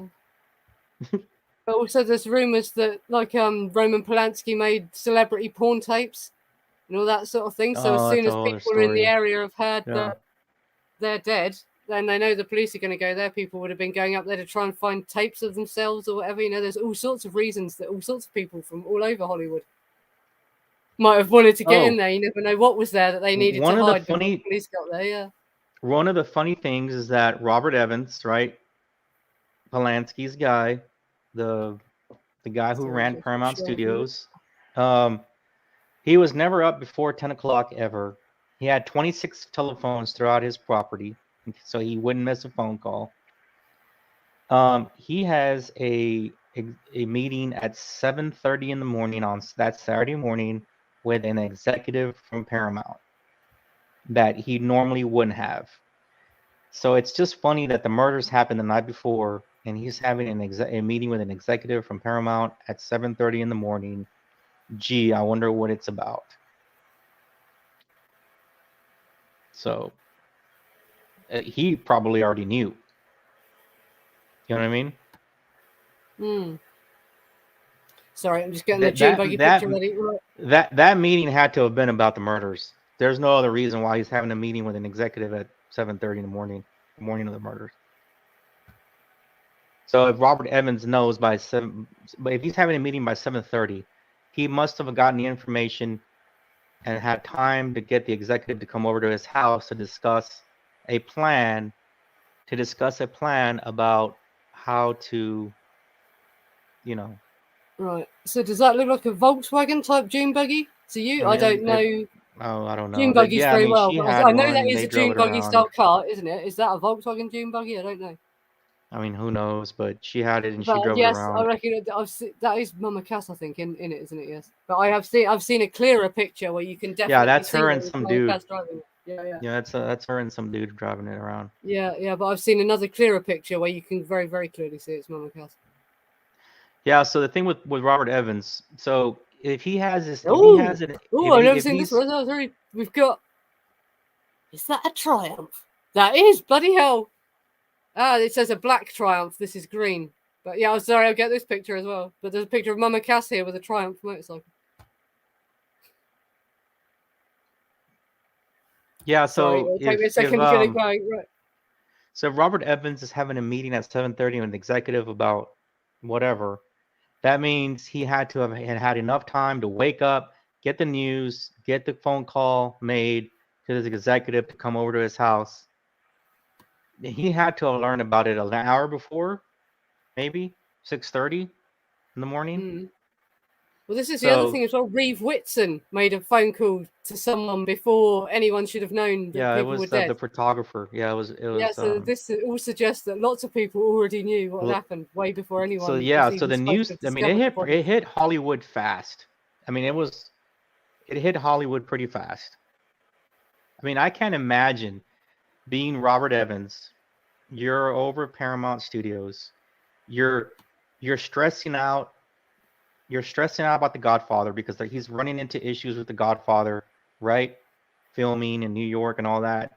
And all of a sudden, your prince of a director that you have on under your studio, his wife has been murdered, and the gruesomeness of the murder, and the headache that probably he probably was already started drinking that morning just to wake up and all that, because I'm pretty sure it was a Friday night and he probably was busy doing whatever, who knows what himself that Friday night. So I just can't imagine the stress and that he had to go through to start arranging Polanski to come to America, and the cut, not necessarily the cut. Well, I mean, I'm not going to go into that whole other cover up stuff, but just to do the you know, to protect Paramount and protect his director, right? So whatever you want to call that. I'm pretty sure that was a very stressful morning for Robert Evans. Yeah, just wanted to show this picture Delinda's just sent me because that is a Triumph motorcycle. I recognise the frame, right? And that's Mama Cass with a Triumph motorcycle. I don't know if that means she owned it. Sometimes people just pose with bikes if she just liked bikes. She might have just been shown that she liked the bike. It might not be her bike, but that is Mama Cass with a Triumph motorcycle. The police report says a black Triumph, and that is green in it. But in the dark, would you necessarily notice it was green? You would say it was black. Maybe, yeah. I don't know. Yep. It's another interesting thing. So that's just another thing for me on the case. You know, like I said, that the Neil Sanders thing about those two guys that led to the back trail actually being a back trail, and then the Robert Evans meeting with as an executive at 7:30 in the morning of the murders. That pretty much to me solidified what would be happening as far as a cover up goes. But the cover up was to protect the studio, protect Hollywood, the actor, you know, protect everybody. You know what I mean? Yeah. So we're just looking at the chat, see if anyone wants to say anything. Yes, it's really weird though, and like there's so much speculation about who was up there and why, and what they did. Charlie, the glasses. Have you heard about the bloody glasses as well? The reading glasses that got found at the murder scene. And there's a whole thing in the police report where they go and try to find out where these glasses came from. And then they go to all the opticians and all that, like you would. God, as a detective, you had to have been excited that somebody left the glasses there. Who was, you know, and of course they didn't lead to anybody, right? Yeah, they didn't lead to anyone. And it was said that Charles Manson is supposed to have taken them there and left them there to create confusion as well. The rumor. That's another rumor about how the glasses got there. Right. Oh, and another interesting thing as well. When Patricia Krenwinkel was shown pictures of the crime scene, right? Apparently the American flag has been hung over the back of the sofa or something like that. And Patricia Krenwinkel immediately said, "We didn't leave it like that. That was hung on the door." Right? But that's another weird thing, right? When they show Patricia Krenwinkel pictures of the crime scene, the American flag had been moved, and she said, "We didn't put that there. That was hanging on the door when we left." So that's another thing, yeah. Oh, I'm getting another photo. What's this?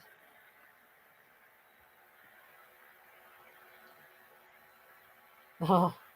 You see, when I got into the case, I thought the flag was there. Yeah, it's a famous. I thought the flag was there. You know, I thought that was part of the crime scene. Yeah, but apparently when Patricia Krenwinkel was shown the right. Did I just share that on the screen? Don't worry about it. It's in my Facebook account.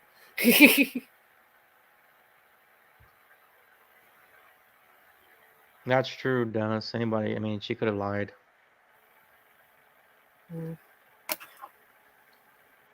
Yeah, that's the thing as well. Yeah, maybe she did, but that's just a weird thing for her to say. And why would she say that? Why would she? Might have been an initial reaction. Why would she lie about that? How would that help her? It might have been an initial reaction. For her to lie about that? Why would she? Right. Ah, yes, but this is the other thing as well. Yeah, because I've heard the rumor that Wojtek Frykowski kept putting the flag over the couch because it offended Sharon. He knew it upset Sharon because Sharon's dad was in the military, so she really respected the flag, and he kept putting it over the sofa because he was amused by how Americans get over the flag.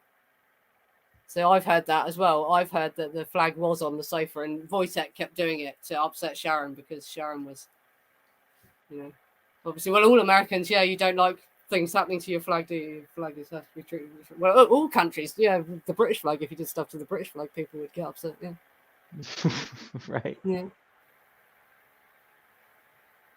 Yes, that's it. Yeah, she wouldn't tell him to remove it, but she was offended. Yeah, she said her father would be offended. Yeah. She said her father would be offended.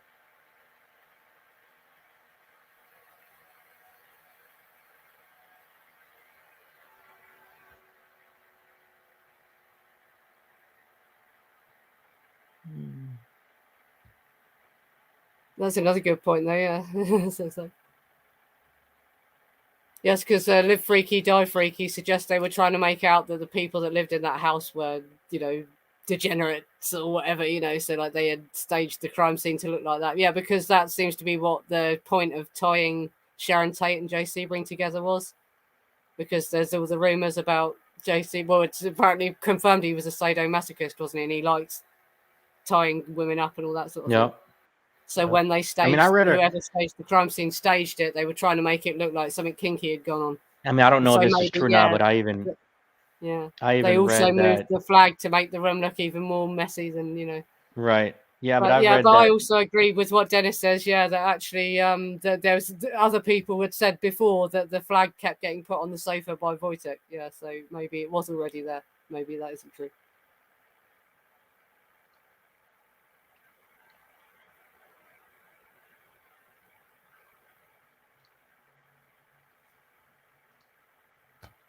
I don't know if it's true or not, but I've read that. But I've heard that's my theory as well, is that Sharon was finished inside the house. Yeah, and Dennis says that as well. Yeah, I think that she got dragged back in from the porch. And I'm not going to show the picture of her body on the stream, but if you can stomach it, go and look at the crime scene photo of Sharon Tate, and you'll see there's a large blood pool underneath her. And if she died outside and they moved her body, there wouldn't be a pool of blood around her. The blood would all be outside, like Jay Sebring's blood is. But I think Sharon Tate was dragged back in and killed inside the house. Because in the Manson file, Nicholas says different. Nicholas disagrees. But this is the thing as well, because none of us know what happened, so we could all be wrong. None of us are ever going to know for sure, are we? But that's true. But yeah, just because of my interpretation of looking at Sharon's body in the living room, I think that the pool of blood underneath her. Yeah, I've heard this as well. The towel was just well, I have heard Susan threw the towel at his head as they were walking out. Yeah. Right, but the thing is, Jay Sebring's body wasn't there, so that can't be true, right? Because the truth is, Jay Sebring was actually left dead outside, wasn't he? Right, so no, Susan can't have, because Susan was gone by then. Assuming Susan didn't go back, because we don't know for sure that Charlie didn't take Susan back with him, do we? But she's supposed to have gone to bed with Clem as soon as she got home, isn't she? So she was taken with Clem, like she didn't go back.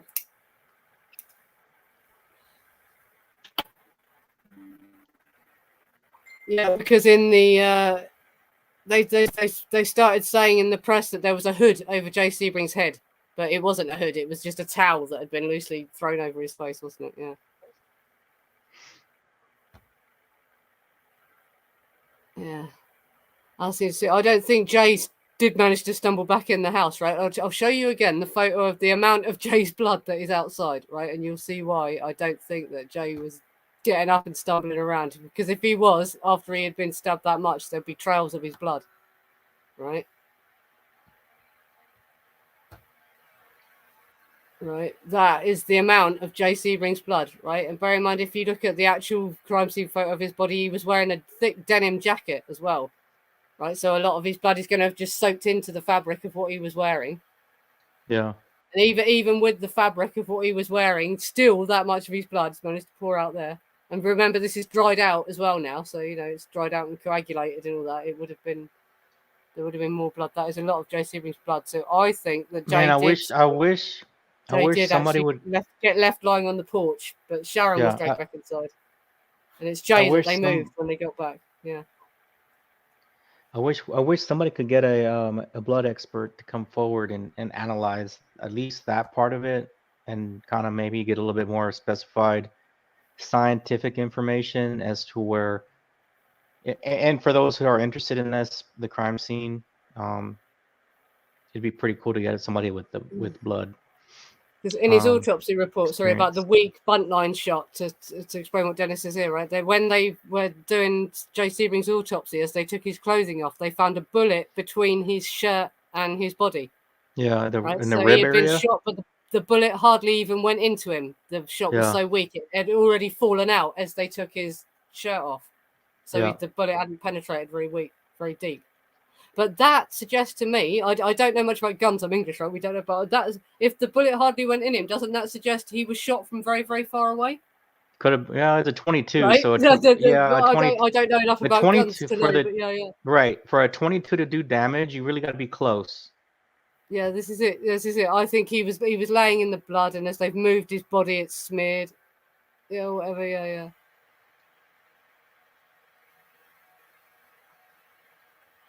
Yeah, and I've heard that as well. Yeah, covering the face of the victims. Yeah, people can't bear to look at the victims' faces, so they hide them. Yeah. Yeah, we don't know. But out of all of them, the thing that gets me about that was, right, whoever this person was, right, surely you'd feel more guilty about Sharon than Jay. Right, because Sharon's the dead pregnant woman that's lying on the ground, right? Surely she's, if you was that guilty, you wanted to cover the face so you didn't have to look at the face, it would be Sharon that you covered, not Jay, if that was the reason that they covered the face. Unless Sharon was the mark. And also, they were trying to stage the crime to look for something else. Yeah. So. Oh, another interesting thing someone told me. I was just saying it out loud. That's all. Oh, is Robin Wegirl here? She told me this the other day in a comment. She said she'd come, and I shared the link. I don't know if she's here, but she mentioned the other day. Jay Sebring had a zebra, as you say in America, a zebra rug underneath him. Apparently, his body is laying on a zebra print rug. Right, and Robin Wegirl mentioned to me that apparently in Hollywood, the zebra print is a symbol for cocaine. No, I don't know where that comes from, right? But that symbolizes cocaine, right? Yeah, And I don't know. Sebring was a cocaine dealer, wasn't he? So it's interesting that he ends up being placed on a tiger print rug. Right. But that's just something that Robin Wegirl mentioned to me. Yeah. I had never heard that, but apparently in Hollywood, the tiger print, the zebra print, is.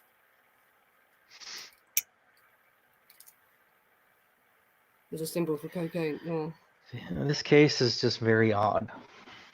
It is, and it's so weird. Like, what was so hard to work out what the motives were? But like I say, I think the most plausible one is something to do with drugs going bad, drug deals going bad, people going insane because because you could make a case for any of the victims being a mark, right? You really could. Yeah. Well, except for parent. Well, I don't know, some people even throw parent in there. Parent, if you look into parents' past, though, he wasn't as innocent as people say. He was on probation for burgling schools, and he liked to steal audio equipment, didn't he? You could literally make a hour case on every single one of the victims as that they could have been the mark themselves. Of course, I've got to mention this. I didn't want to spoil what was in the Manson file, right? But no, in the Manson file, Nicholas reveals there is a rumor that when they moved the bodies back into the house, right, they had actually successfully got Sharon hanging over the thing. That's in the file? Yes, this is the Manson file, right? And as they were trying to hang Sebring's body, thinking he was dead, they carried him in from outside and they thought he was dead, and they got the rope around his neck. But as he was hanging, Sebring suddenly started moaning and moving, right? So Sebring hadn't quite bled out to death on the porch. And as they were hanging him, and this startled everyone, which caused his body to fall and caused Sharon's body to fall again. And then they shot Sebring again, and that's what finally finished Sebring off, was the final gunshot. But apparently, when they moved Sebring's body, it turned out he was still alive as they hoisted his body up, because they were trying to leave them hanging. That was how they wanted to that's interesting. But that is apparently in the Manson file. I don't know what Nicholas's source for that is. I'm just quoting what he says in the Manson file, but he says that as they were staging the crime scene, as they were hanging Jay Sebring up, he suddenly moaned and started moving, which caused everyone to be startled, and his body fell and Sharon's body fell, and they shot Jay Sebring, and that is what ultimately killed Jay Sebring. So yeah, when Courtney says this, sorry, I don't know if I showed that on the screen already. So that is another that's a good point, because it is in the Manson file apparently. That's crazy. Jay Sebring hadn't actually totally bled out on the porch, and when they tried to hang him, he suddenly started to move again and moaned, and so they shot him. Wow. That's where he finally died. But we can never know if that's true. I don't know what Nicholas's source for that is.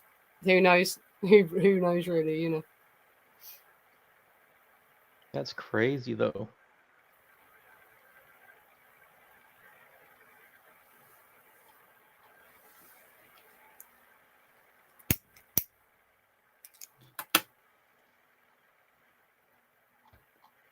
Yeah, Dennis is saying, yeah, the blood is from the gunshot, I think, and it smeared when he got up and went back inside. So you're talking about Jay Sebring was on the porch. Because Jay Sebring was shot twice, apparently. There were 2 gunshots in Jay Sebring. But just from the look of the amount of blood, let's go back to the amount, right? I think that Jay Sebring, and also, if you look, I'm not going to show Jay Sebring's body, obviously, but if you look at Jay Sebring's body, the first picture of him shows you him in the position he was found in. He was laying face down, wasn't he? And then there's a picture where they've turned him over so you can see his face and you can see how severely he's been beat. His face has been beat. It's black and blue, right? So I think he was given and he had been stabbed multiple times, right? They thought he was dead, and I reckon they had kicked him well unconscious, and they had left him for dead. They thought he was dead, and he probably was in some kind of coma or something. Do you know what I mean? He looked dead. But then as they've moved him and they've hung him, he's suddenly made a noise. But the other thing is as well, another thing that people don't know about dead bodies too, I know because I've worked in medical things, in medical situations, right? A couple of hours after people have died, gas can leave their body, their lungs or something, and it goes up through their vocal cords and they make a noise. Because nurses will tell you about this, anyone that's worked in a medical setting, porters, hospital porters, loads of people have told me this. And they'll say they were walking past a dead body on a trolley and it suddenly went or something, right? But actually the person was not making a noise. There was just some kind of gas coming out and it passes through your vocal cords, which makes it sound like he made a noise. So I think maybe when he made a noise, he wasn't really alive. It was just gas escaping from him. I don't. So.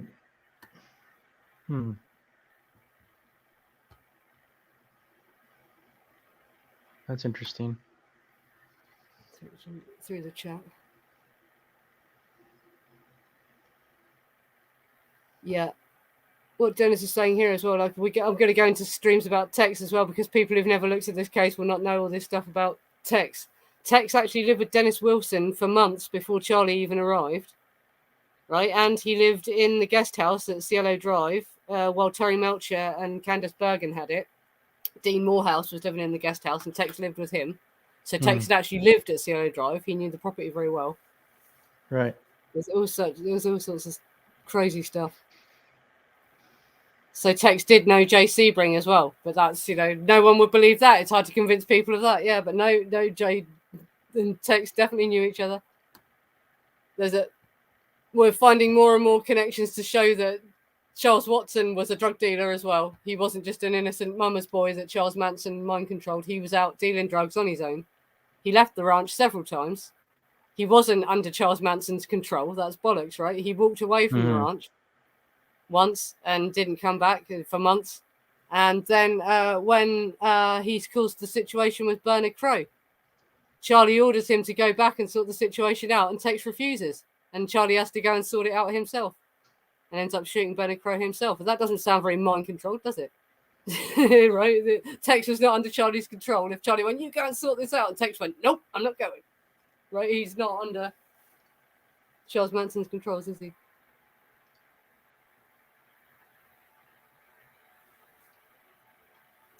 I mean, it's crazy. Yeah. So I'm just looking at the chat.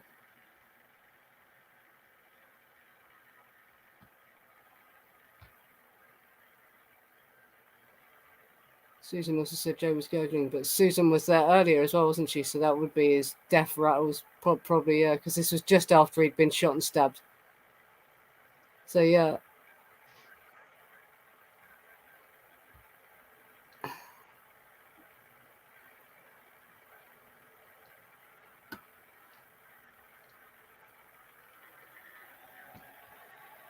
What are you talking about? What are you talking about, Sam?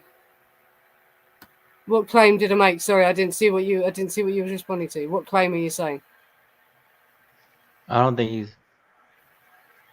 Are you talking to me, I don't think Sam, he's or are you talking to talking to you. someone else in the chat? Yeah, Sorry, he's talking to somebody else. Yeah. yeah. Yeah, I mean, that's another thing that Rudy. I wish we had access to Rudy and a lot more of his stuff, because I think he was into a lot more other stuff too. Well, see, I think Linda was far more responsible for a lot of this than a lot of people I do think. too. Yeah, Because, I think Linda was. she was in on the MDA deal, wasn't she? She's the one who had gone and stolen money from her husband. Right? Yeah, she was still married to him, wasn't she? Because when she first joined the family, Yeah. they went back to where her husband lived and stole some money and a knife from him, didn't they? A buck knife. But that was not one of the weapons that got used. It's just a coincidence. They happened to steal a knife and money from him. And they tell you that she handed this money over to Charlie immediately. But I think that it was the money that she stole from her husband that they used to go and buy this MDA. So I think Linda was as angry about the drug burn as Tex was. And she wanted revenge as much as Tex did. So I think that she was probably a lot more involved. I don't know if she actually stabbed anyone or if she just stood and watched. But I don't believe that she stood there weeping and going, I'm sorry, like it says in the trial transcripts and that. That's funny.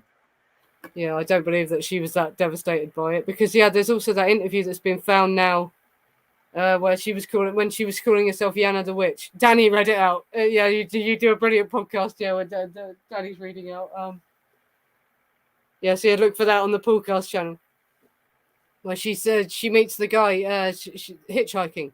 I think, didn't she pick up a guy? She was driving along and picked up a hitchhiker. Yeah. And she starts telling him how they killed some pigs, and she starts basically talking about what sounds like the Manson murders. And at the time, he had no idea who she was. Obviously, she hadn't been nicked and been on the news and all that. He had just got in a van with this woman, and it was a couple of weeks, wasn't it, after the murders? And she was calling herself Yana the Witch at that point, and she said all this stuff that makes it sound like, but she was claiming responsibility for it, saying we went up and we killed the pigs in the Hollywood Hills. Yeah, she was definitely on the. She was So definitely on the on the premises. podcast channel, you've done a podcast where you actually read out that document, so you can hear exactly what Linda was supposed to be saying to this guy. Yeah, she was at the scene, definitely. She definitely was at the scene. No doubt about it. Actually, Sam, that ain't beyond the realms of possibility, mate, because Tex did live with Dennis Wilson, didn't he? And Dennis Wilson was bisexual. We know this. He was in a relationship with Charlie. This is the other thing that a lot of people would probably bloody believe. But Dennis Wilson was bisexual, and he had sex with Charlie. And apparently he and Charlie had a very intense affair. It was so intense that the girls got jealous. Right, and then that's a thing that you'll have trouble getting people to believe. But Dennis Wilson and Charles Manson were lovers, and they actually had an intense affair. And also, Tex in his psychiatry reports admits to having a gay experience in college, and the psychiatrists say that he shows signs of homosexuality, and that's, I can believe maybe Tex was living with Dennis Wilson. Dennis Wilson was a shagger, wasn't he? If you look at the reputation of Dennis Wilson, he had sex with anything that laid down long enough. He was really, a shagger. And Tex Watson was a tall, blonde, blue-eyed lad. I could see why men would find him attractive. So I don't have that much trouble believing that Dennis Wilson would have had sex with Tex as well, and that Tex would have taken it. I think Tex was probably bisexual as well. Because in those days, men didn't admit that so often, did they? So he will have denied it, and it won't have come up in court on that. But no, I can actually believe maybe I know. Tex did.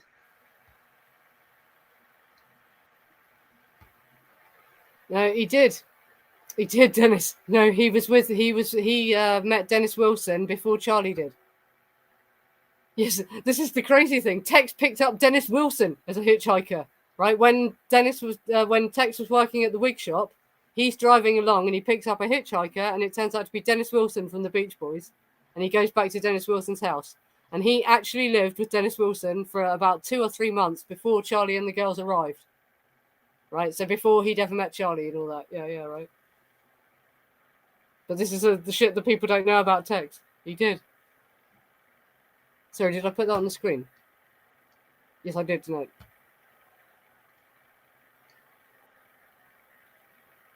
Yeah, and this is another thing as well. I don't believe, because the official narrative tells you that Linda Kasabian only turned up 1 month before the murders and they had never met her before. And that Gypsy goes out and finds her, plays a Manson song and says, "Oh, come back to this ranch with me. It's a great place and we can all live in a commune." And so she comes back. And that's when they first meet Linda. But I just think she seemed a bit too familiar with Tex as well. Yeah. I think that she had met Tex before at least. And yeah, possibly, yeah, because the Spiral Staircase house is another place where the Manson family lived, isn't it? So I believe that Linda had met them before as well, that Linda didn't only know them for 1 month. Yes, you're right. Yeah, not just money that she stole, right? Because yeah, when after she arrived at Spam Ranch, she goes back. I can't remember who is. Is it Tex and another guy? I can't remember which ones go with her, but they go back to where her husband lives, and he has a bus that they break into, and they steal money. And I'd never heard 60 tubs of acid, but apparently, yeah, 60 tubs of acid. Wow. Jesus. Sorry, Dennis, are you saying not just the money, it's the tabs of acid? So they sold the acid for the money. Is that what you mean?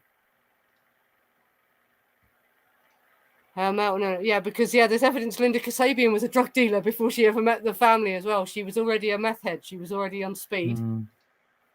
And yeah, she was already doing drug dealing before she met the family. And again, in court, she was portrayed as an angel, wasn't she? But no. And you look at her life as well. She went on to keep being nicked for dealing amphetamines throughout her whole life. Right? She was. It's really shocking that this woman walked. Well, she was given the deal, you know. She was given the deal of a lifetime. Yeah, she so was given a had deal. Yeah. So she could never be prosecuted now. But she went off and she carried right on dealing amphetamine. She's been nicked for amphetamine dealing before since this and all that.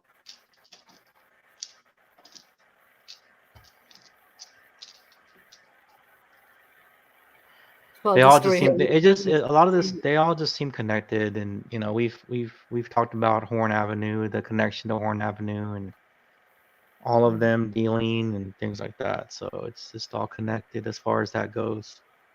Now, as far as them knowing each other, we don't know. I don't. Did they all know each other? Maybe. Well, this is the connection about Harold True as well. Harold True lived in the house next door to the LaBiancas.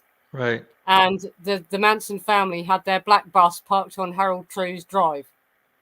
Right. So the Manson family lived directly next door to the LaBiancas, and it was there for a month or so, wasn't it? They were there for a significant amount of time.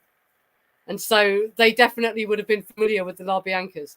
And I've also heard that the LaBiancas got annoyed with the family. They were making a lot of noise by the bus and they called the cops on them or something. So they had reason to be pissed off at the LaBiancas. I don't know if that's true. But apparently they lived right next door to the LaBiancas. And they don't want people to know that, because obviously they want people to think that the LaBiancas were randomly chosen. Right. But it can apparently be proven they parked their black bus on the driveway of that Harold Tree, matey, and that was right next door to the LaBianca's house. Literally right next door. That's a good point you make. They wanted you not to know that to get the narrative through. Yeah, because the official narrative tells you they just randomly went to random houses and did this to accelerate some kind of race war. Yeah. Correct. Hopefully, I mean, there's stuff still coming out slowly but surely, and this is it. Hopefully we'll get more stuff. You know, I don't know. Right, Lino. Right, so while the family was staying in Harold True's driveway, Lino LaBianca went over True's and was bitching about the loud music, and he had words with Charlie. Right, so Lino LaBianca had a confrontation with Charles Manson in the driveway of the other house. And this comes from Alice LaBianca, apparently. It was Alice LaBianca. Is that who is that? Is that Lino's sister or another daughter? Because Lino had his own kids as well, didn't he? Yeah. There's Susie Struthers is Rosemary LaBianca's kid, isn't she? But who is Alice LaBianca, Delinda? Is that his daughter or his sister or what? Yeah.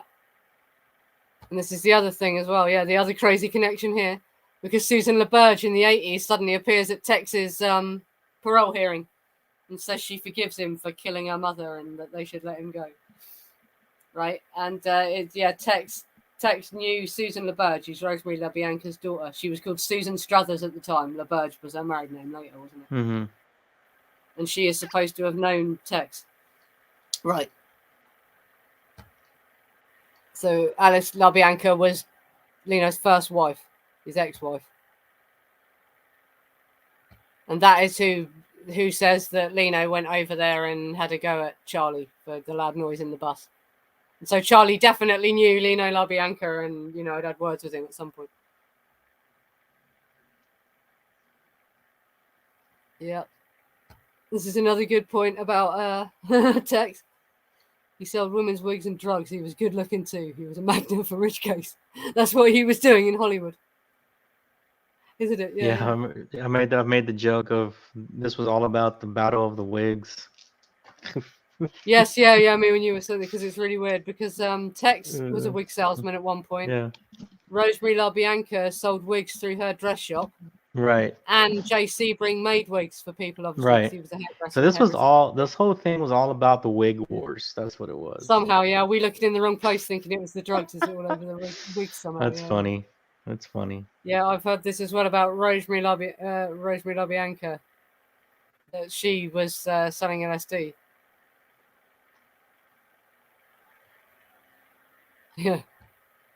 Everyone was an LSD dealer at this point. Yeah. The CIA had flooded it with flooded the whole of America with LSD, hadn't they? LSD was in copious amounts. There's actually a video. If you look it up on YouTube, type in MK Ultra reunion party, and you find this video of Timothy Leary and all the LSD researchers. I can't remember them all, but all the people that they reckon are responsible for MK Ultra, basically, all sitting there talking about how they deliberately sent people out to distribute LSD. And all these people worked for the CIA, the government, right? The government was actually distributing LSD. It's crazy.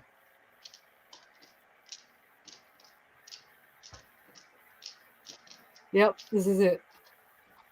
These people all wanted to be outlaws. They didn't want to live the normal life, did they? And money the legitimate way and work for the man and pay taxes and make other men rich. They wanted to make their own money. So they tried to do it through selling drugs. We can make the point about the FBI report now, actually, Beckham. Do you want to show that? Because you've got observations about that it looks like. Let me find it. Oh, I've got to stop it, I think, for a second. All right.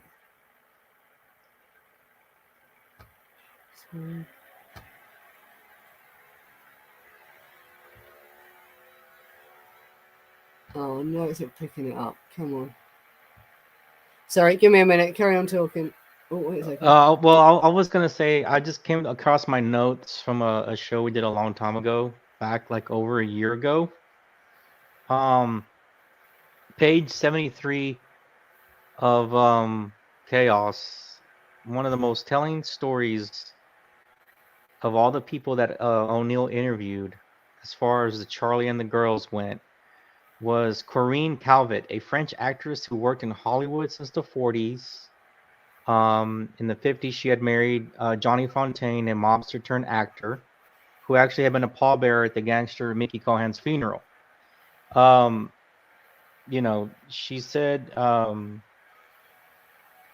she told O'Neill that the only, of course, within the whole Hollywood and parties and all that kind of stuff, she told O'Neill the only thing that she can remember about Manson is that Charlie Talco brought him and the girls to a party at somebody's house. It could have been her house or somebody's house. About 2 hours into the party, she caught Charlie Manson taking a piss in her pool. And after the whole thing with the whole murders and everything, that they have found a list. Remember that list that they talked about, the hit list? Oh, and yeah, the kill list. That her name, Virginia Graham, whatever the name was. She admitted she made that up later, didn't she? She admitted she sexed it up. Susan never really said that to her. Right. And but she said they were going to kill Frank Sinatra and the Pope and Tom Jones. So apparently the FBI had told her that she was on this list. I don't know about that, But she did. But it's funny that she knew, if she told Tom O'Neill this, that she knew Charlie Talco by name, right? And that he's the one that brought Charlie and the girls over. So if Charlie Talco had already had a relationship with Charlie, that's interesting, because what kind of relationship was that? Mm. Do you see what I'm saying? Like, Charlie Talco is connected to the drug stuff. He's connected to Harrigan and Doyle with MDA stuff. Yeah. No, this is the So FBI report anyway, so we don't know, because you had comments about this. This is actually from the FBI report, which comes from the actual FBI archive site.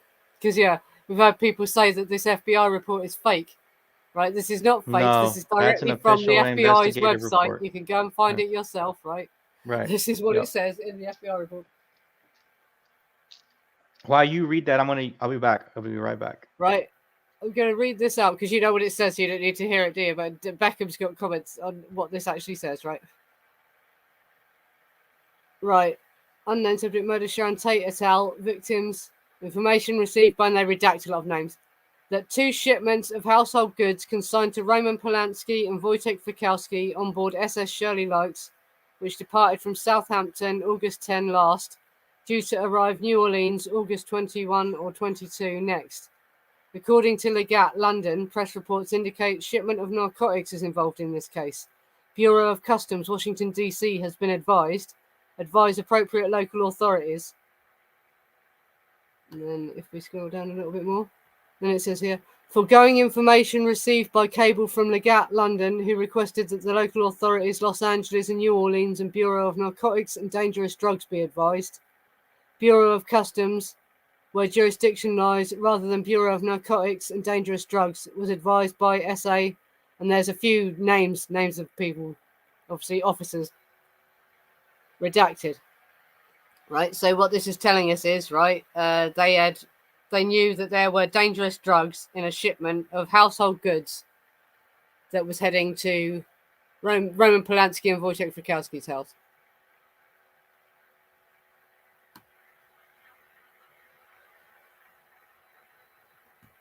Yep, and then it says more. Informant reports 2 shipments, household goods consigned to Roman Polanski and Wojciech Fikowski on board SS Shirley Likes, left Southampton August 10 last, due New Orleans, so it's just pretty much the same. Polanski is husband of Tate.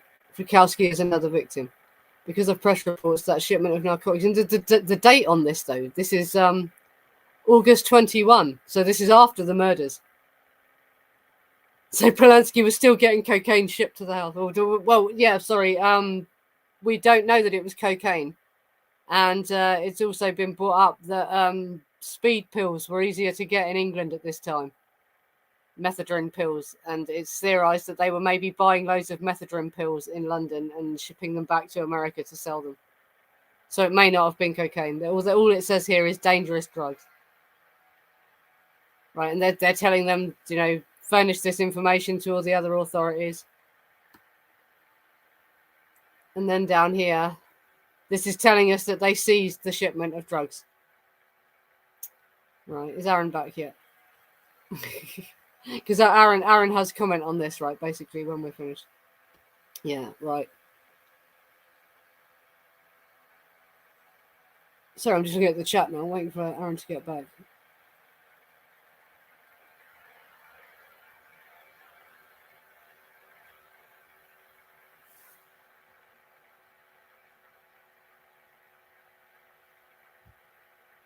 Oh, this is a subject for a whole other stream, mate. But there's so much evidence that the CIA were really in it, really into the LSD, and they actually distributed a lot of it. They bought a huge load of it from the pharmaceutical company.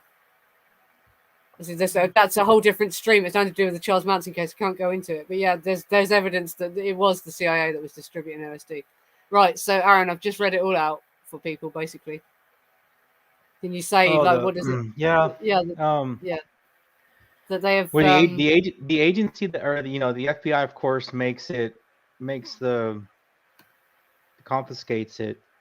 Yeah. It was supposed to have been delivered it looks like Polanski had sent it out probably the week of the murders or whatever, and it was supposed to have gotten there by like August 20th or something like Yeah, it that. says Like on the basically 20th. 2 weeks later, Yeah. right from the time of the murders. The FBI, of course, confiscates it, and they hand it over to the agency that would become the DEA in 1973-74. Just getting it here. And what we took of it in connection to the LA County budget report document that I found, that they deemed dangerous drugs, which was amphetamines and pills and that type of stuff. Yeah, I mentioned that about the Oh, amphetamines were okay, easier to get yeah, in but it London could than have the been actual anything in there when we don't know. It could have been any kind of drugs, but that just kind of goes back to the drug dealing, Yeah, and but this we do shows us that there was drug dealing. It's more evidence. The FBI right. knew there was drug dealing. It's Yeah. in all the police reports. So, Yeah. So, and also, now we know from the letters from Bruce Lee to his dealer, that his daughter has come across now. That's official.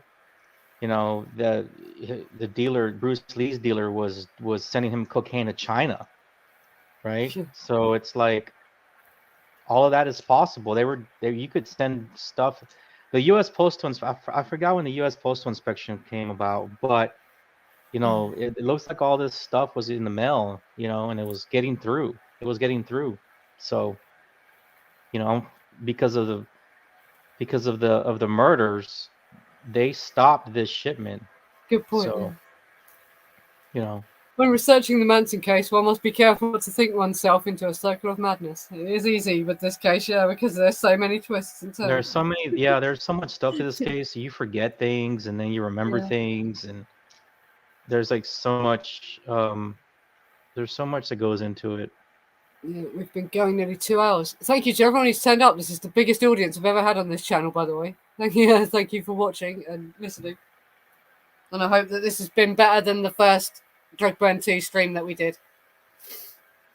And because we didn't talk about the FBI report, we didn't talk about the back trails. I never told the official narrative at the beginning as well. So yeah, hopefully this will be a more complete video. Yeah, there's definitely. I mean, you spoke about the narrative at the beginning, and definitely it just seems to go back to the drugs and drug dealing.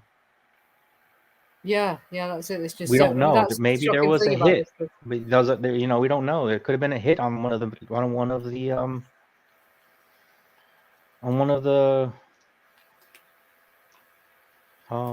victims. We don't the thing know. I about mean, Lino anything's LaBianca possible. as well.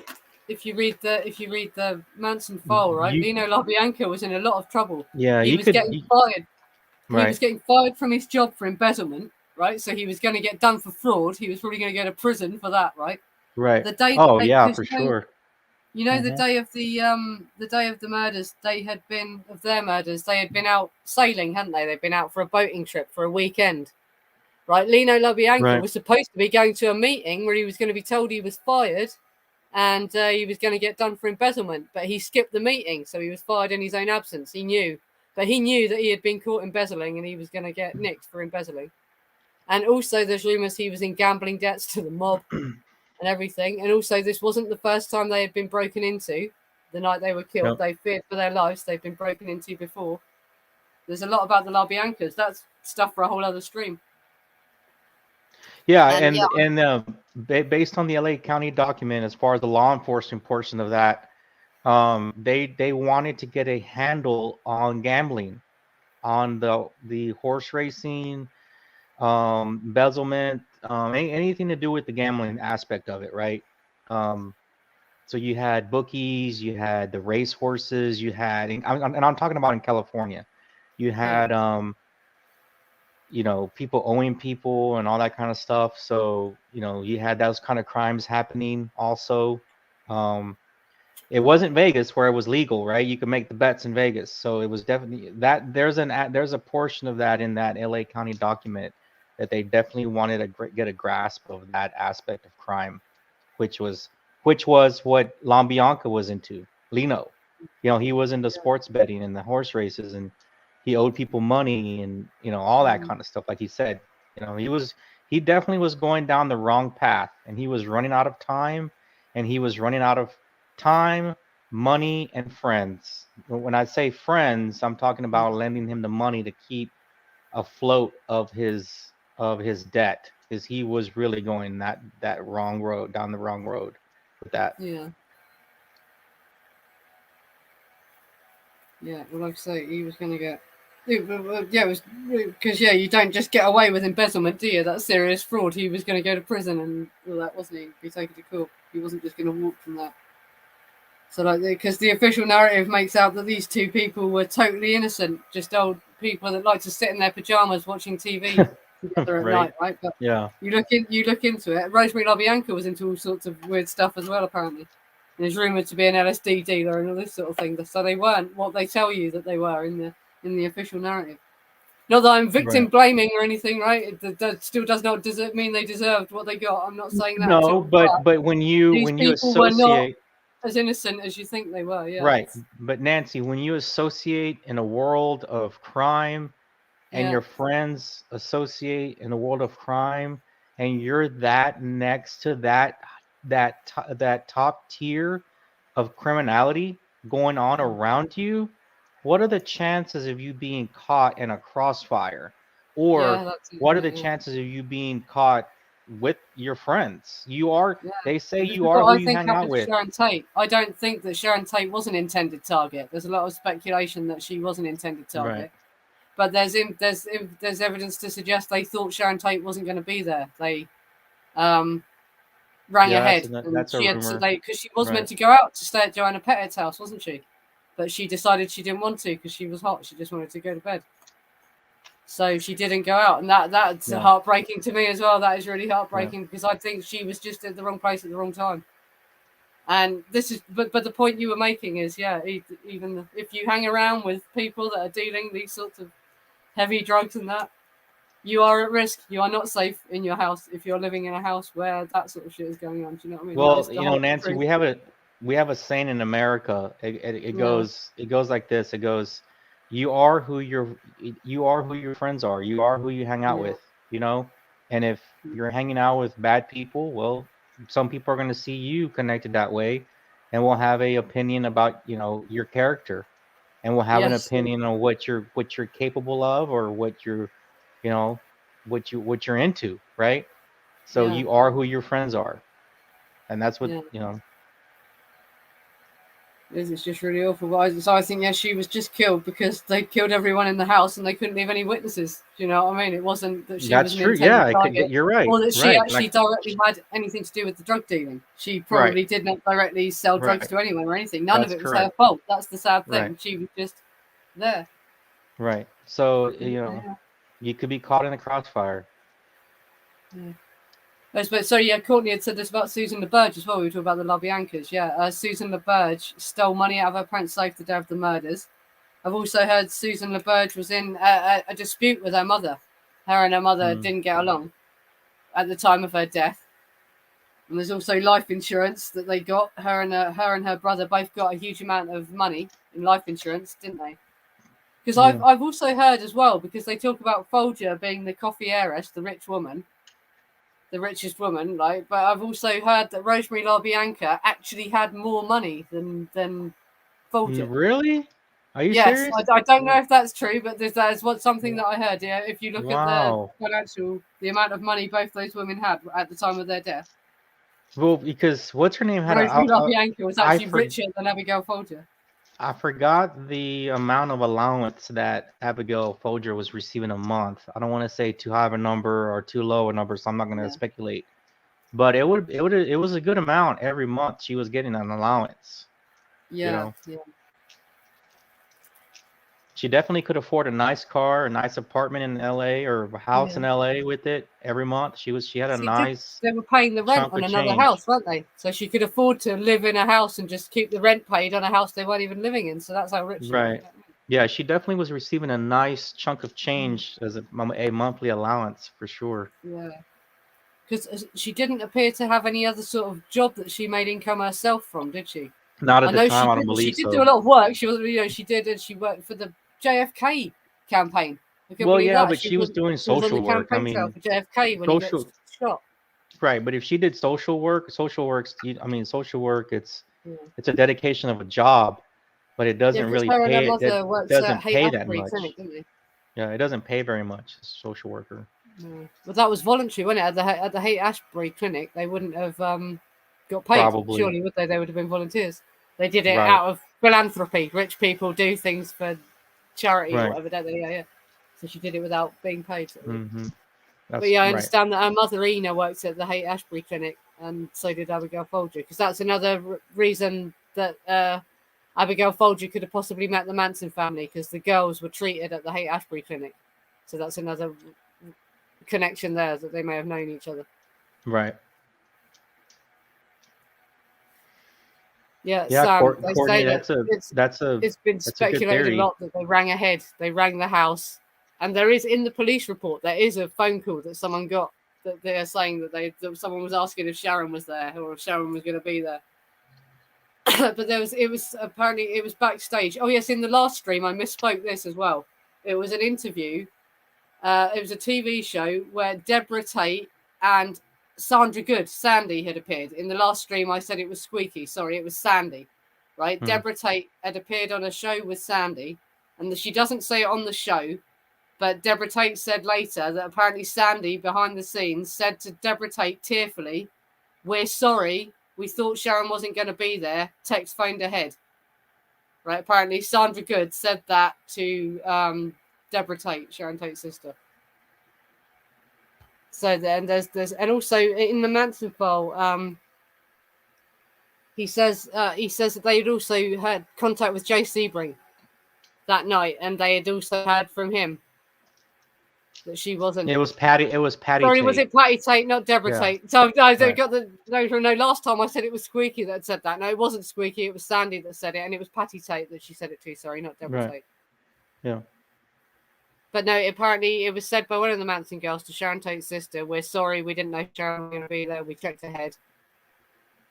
And it's speculated that Tex rang the house, and Nicholas has also said in the Manson file that through Jay Sebring they had heard that she was going to Joanna Pettit's house that night, so she wouldn't be there. So they didn't expect her to be there, apparently. She should have moved out, man. She should have moved out completely. But in reality, didn't he come from a rich family? Sorry, yeah. So trying to say, how did Hinman get his house and cars? He didn't have much of a job. I had heard that he was from a rich family as well. Didn't he just inherit money? I don't know. He was a political activist, and he was a drug dealer, wasn't he? That's the other thing he did. He sold drugs. The thing about Sharon, and again, you know, you forget some things, and you forget some easy noticeable things, is that she had just moved, she had just gotten back from Europe or London or wherever she was the middle of July, so she really didn't have much time, I guess, to move out if she wanted to have moved out. So and less than a month wouldn't have been really much time to like, oh, I just got to get my things and get out of here. You know what I'm saying? So I take that back whenever I've said, Yes. you know, she should have moved out, because she realistically did not have enough time to move out. You know what I mean? So, because it was less than a month when she got back that the murders occurred. You know? Yeah, she had just come back from filming. Yeah, just come back, right? Yeah, and she wasn't So happy with the way they were treating the house. Yeah. She didn't have time to move out. So. But this is the thing as well. She could have gone and stayed with Joanna Pettit anytime she wanted. Joanna Pettit was going to let That's her. true. There's so many friends. I mean, she was a popular woman. Apparently, she was a really nice woman. If she had said to any of her friends, "Look, I'm freaked out at home. Can I stay at your house?" And they would have let her. Well, I just wonder why. But I can understand her being proud and not wanting to be driven out of her own home by these people that she didn't like living there. So I can understand her just stubbornly staying to not be driven out of her own home by those people and not realizing how dangerous the situation she was in. Now, one thing that I'm always curious: did they really go? Oh, and I want to know what the people in the chat think. What you guys think about this? Did they really go and have dinner at El Coyote? What's y'all's opinion about that? Because there's speculation they did, or they didn't. They were on a list to go. and that type of thing. So I don't know. I don't know if they did or not. But it's kind of fun to think that they did. It just adds more to the lore of the story, Yeah, but I just can't see it happening because it was a massive heat wave, wasn't it? Mm-hmm. And also Abigail and Wojtek Frykowski had MDA in their bodies That's when they true. died, They were so they were they high were on all like, MDA all day. "No, So they would have been sitting around going, "Wow," like that all day, Yeah. like. And also, it was really hot. They would have been at Sharon the Tate was yeah. 8 months pregnant. She's not going to want to Yeah. go out if she was too tired to go to Joanna Pettit's house. Yeah. How could she then go to Right. And a restaurant? they were That's like even more busy, and than going to your they mate's would have house, been isn't like it? they would have been freaking out at the light show driving down Sunset or whatever, all the lights. I don't Whoa, believe look they at the did, to be light. honest. No. If they were all high on them, on acid. I don't believe that they went out. I never thought about that. Nancy. They were probably too high to go anywhere. Yeah, that's it. Yeah, they were too hot. It was really hot anyway. Sharon was so tired she wouldn't even go over to her friend's house. So why would she go to a busy restaurant? That's going to be even more tiring, isn't it? Yeah. Right. Yeah, and Wojtek was probably so high off his fucking mind on LSD. Yeah, that's it. Yeah. They were. I mean, you make a good point. It doesn't really seem plausible for them to have gone out that night. No. Yeah, because we know Sharon was meant to go out to her friend's house and she didn't go because she said she was tired. So why would she then go out to a restaurant? Doesn't seem right, does it? Yeah, or they might have said, well, they might have thought about it. That's a possibility as well, because isn't it a witness is supposed to have seen them sitting at a table? This is where that comes from. Right. But could Jay Sebring have walked in there to pick up food? So he was sat at a table while he waited for them to bring out the food or something. And people saw Jay Sebring sat there and assumed that he must have been with others or whatever. That's a possibility. He might have picked up the food to go. Yeah, he'd gone to pick up food. Because isn't there something about their stomach contents as well? There was food in their stomachs that suggested they had. That's another reason people think they went to that restaurant. Because Mexican food was in their stomach. But yeah, I don't know. But yeah, I think it's unlikely that they all went out as a group. That Sharon and Jay and everyone all went to the restaurant. Possibility Jay went and picked up food. Yeah. Oh yes. There was a signature. So what is that, like a signed receipt or something when he paid or something like that? Do you mean? Yeah, I don't know. I mean, it's all, like I said, it's all up to speculation. Nobody really knows. In 1969, was El Coyote having takeout food? Well, in America, isn't that sort of customary as well? You can ask for a takeout box. That's more common than in England, definitely. Apparently, in a restaurant, you can immediately just say, "Oh, can I have a takeout box as well?" In case you don't want to eat all the food now, and they give you a box to put it in. It's actually really common to ask for takeout. Has it been that way since the 60s, though? I don't know how old I am. I don't know. I do like their food. I'm too young. I like eating there. I've heard in American culture, it's popular to ask for. It's common to ask for a takeout box, so it's quite any restaurant will take out if you ask for it, basically. Yeah. Right. It's Jay's name was on the reservation list. Right. So it wasn't that Jay had signed something. Jay had made that's where it comes from. Jay had made a reservation to go there that night, but he probably never went. Or unless he went and said, "Oh, can I have some takeout?" Because Sharon didn't want to come now because she was too tired or whatever. Only Abigail had eaten the Mexican food though. Yeah, I don't know. Right, so that's interesting. Yeah, because this is the thing I can understand because MDA probably stops your appetite. No, yeah, you don't. You're not hungry. You're not hungry on wouldn't acid. have eaten any, but Abigail ate it. So maybe Abigail was really hungry. It's not the weed. You only get the munchies if you're on weed. Acid, you don't eat. Yeah, and I know Sharon had lunch earlier. She'd eaten earlier in the day as well. It's in the police reports. They see her having lunch and dinner, and she ate as well. Yeah, but it wasn't Mexican food that she'd eaten. But she wasn't. She had eaten during the day, so she wouldn't necessarily have needed food. Yeah, that's it. If you're famous, they're going to give you takeout. If Jay Sebring asks for anything, you're not going to piss him off, are you? Because he could destroy your restaurant. You could go, "Oh, they didn't serve me." Tell all his rich clients as he's cutting their hair. Yeah, that's true. Give me takeout. That's true. Yeah, and they'll never use it again. Yeah. I love eating there. I like going there and eating. I enjoy their food. And the term drug dealer wasn't even used in 1969. Yeah, this is a weird thing that people wouldn't understand. It wasn't a commonplace thing that normal That's people true. did. It was like something Yeah, that was that's controlled true. by The word dark drug mobs. dealer And was not. Yeah, it was that's true. only in the 60s that real, normal people started trying to get into drug dealing. And you see it all go wrong. Like this, cases like this happen because people don't know what they're doing and they don't know who they're getting involved with. And yeah, this is how. And that's the thing that makes this case difficult when you're looking at it. Also, is because you're thinking of things as rational, as a rational person, right, and a modern person. So you have to, go back to the lingo that they used back then, what was going on in that decade and around that time, and that sort of thing. There was no DEA government agency like there is now. There's no DNA evidence gathering at the time. There's a lot of things that people don't put into perspective that anybody, and all of us do it, right? That we just have to take a step back and look at things differently because things were different. It was a different time. It was a different time, and in history. So yeah, and like I said, people were setting up chemistry labs in their houses. Well, Gary Hinman was converting because mescaline, as I understand it, comes from the peyote cactus, right? So he must have been converting the raw peyote cactus to make the mescaline, Yeah.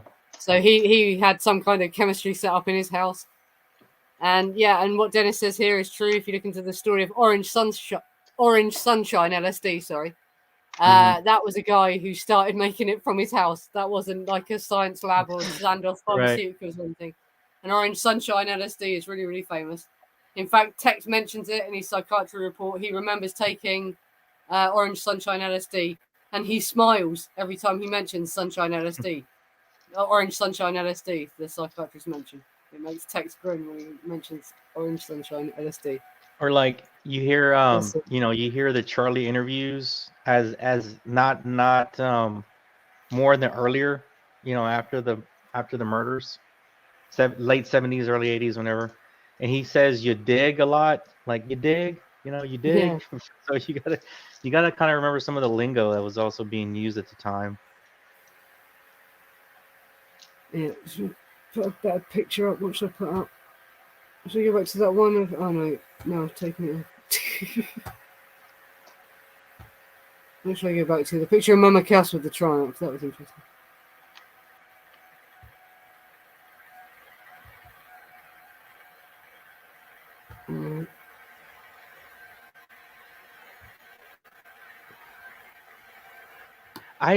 You have that blood picture, right? You just had it up that again. was Jay Sebring's blood. Do you want to see that again? Yeah, but it's crazy. I've never seen the blood on the pillar. That's just crazy. Yeah.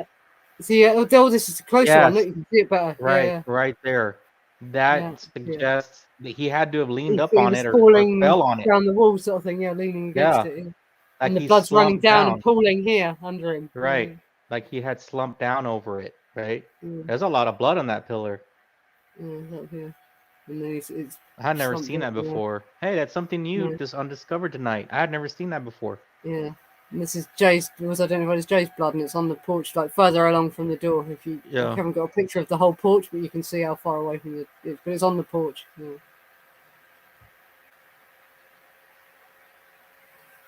And again, this bit of Sharon's blood here. So this suggests that Sharon was away from the house altogether. So at some point she was standing down here. Yeah. And it's speculated that they were going outside and they were going towards Jay's car and they were going to go somewhere, maybe to Jay's house to pick up more drugs or money. Oh, that could suggest that. Yeah. It's speculated that maybe Sharon tried to run or something happened and this caused it to go wrong, and so they start to stab them and this is how they die. But no one knows for sure what the hell happened, but that's the speculation, is that Sharon panicked and tried to run when she had the chance and couldn't get away.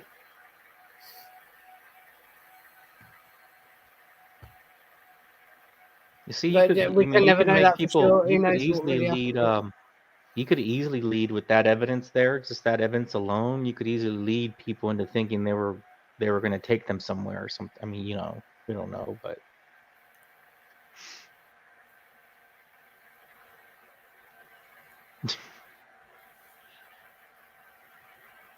what's that? All that jive turkey? I can't show the That jive pictures he's of his talking about? body. That was more 70s, Andrew. Andrew, I think jive was more. Was that more 70s than 60s? I just remember Good Times, the TV show Good Times. You jive turkey. Just to address what Robin's saying there, she says, if that was Joe Sebring's blood on the front porch, wouldn't his shirt be soaked red and blood somewhere on his shirt, right? If I can't show the picture of his body, obviously, on the stream, but if you look up the picture of Joe Sebring's body, you can see he was wearing what looks like a denim jacket, but it's actually it's a proper jacket. It's not like a little denim. It's a proper lined jacket, but it's made out of denim. It's hard to describe it, right? But it's so it's not like a normal little denim jacket. It's an actual suit jacket, but it is made out of denim. Do you know what I mean? Yeah, so it's a very thick jacket. So that would have soaked a lot of his blood. He was wearing that. That's when funny. It happened. Yeah, so like that would have soaked up a lot of his blood. I can't even remember what color his shirt is. But yeah, no, there's if you look at the picture of his body, there's a lot of blood on his clothes. You can see that his denim jacket has soaked up a lot of blood. And yeah, I can't even remember what color his shirt was, but presumably, yeah, his shirt's gonna have a lot of blood on it. Yeah.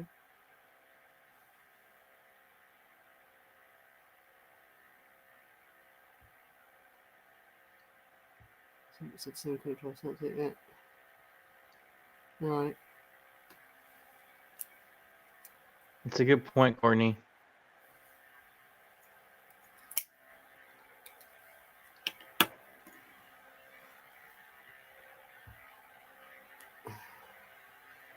Yeah, good. But the ribbons fell out of her hair because they grabbed her by the hair. Maybe. Yeah. It's horrible to think about the poor woman's final moments, isn't it? But.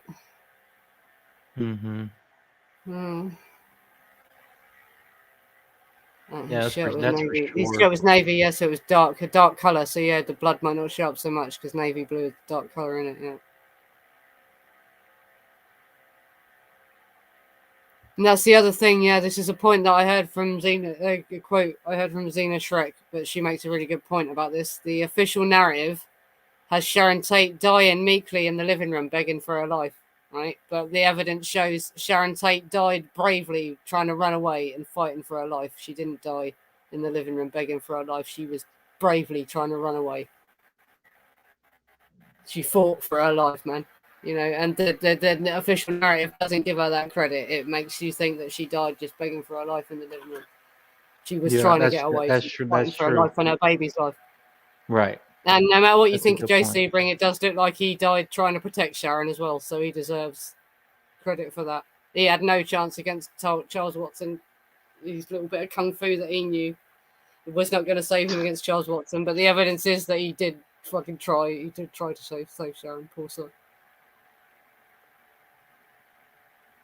Yeah.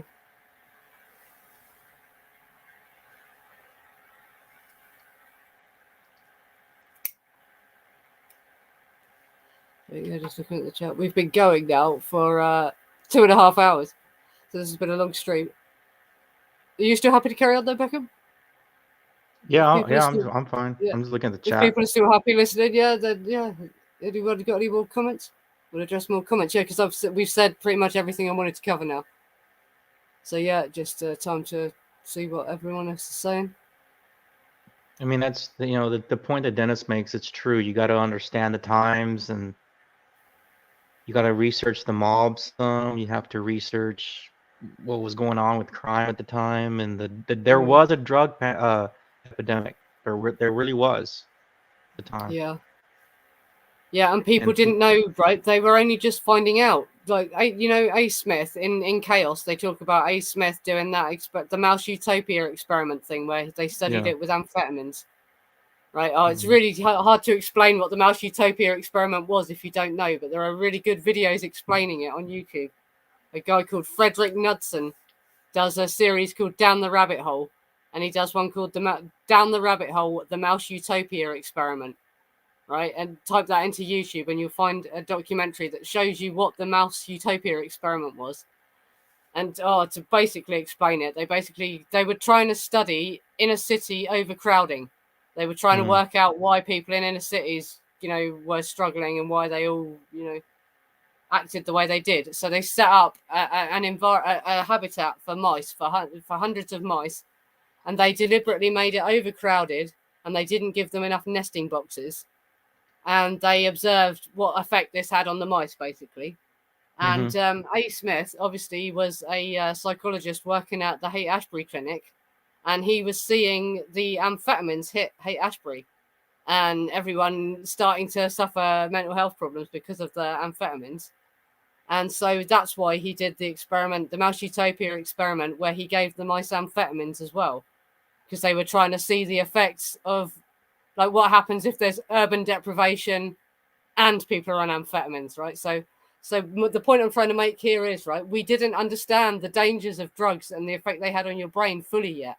It was as this decade was unrolling that we were learning how bad for your brain doing a lot of drugs is. You know what I mean? Right.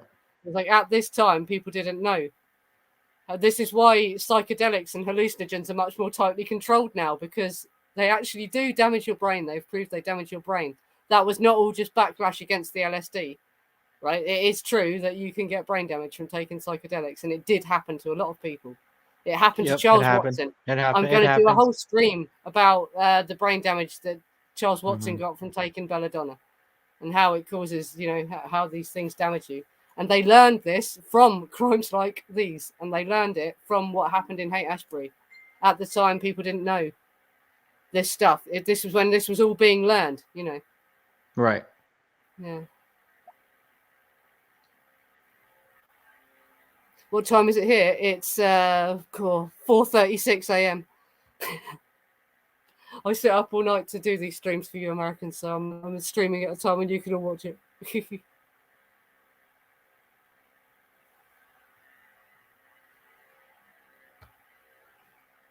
Right. It's believed that once Rosdale delivered, yes, because I've never even gone into Rosdale and Massaro on this channel, because that's a whole other complicated thing. But there were other drug deals going down at Cielo Drive as well. Rosdale was meant to be delivering some coke to Sebring that night, so it's speculated that that's another reason they went there that night, because they wanted to try and rob the. Yeah, I mean that's another story that's plausible. But Rosdale never turned up, so when they got there, the drugs they were expecting to be able to steal were not there. They hadn't arrived. So That's a whole other thing there too,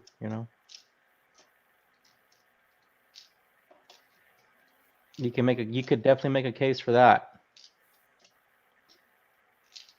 Yes, then this is the other thing that he says in the Manson file that I find difficult to get my head around, right? Because looking at the sequence of events and the crime scene photos and everything, we've all assumed Wojtek and Gibby were killed first, right? They died first in the initial panic as they're getting robbed, right? Wojtek and Gibby died.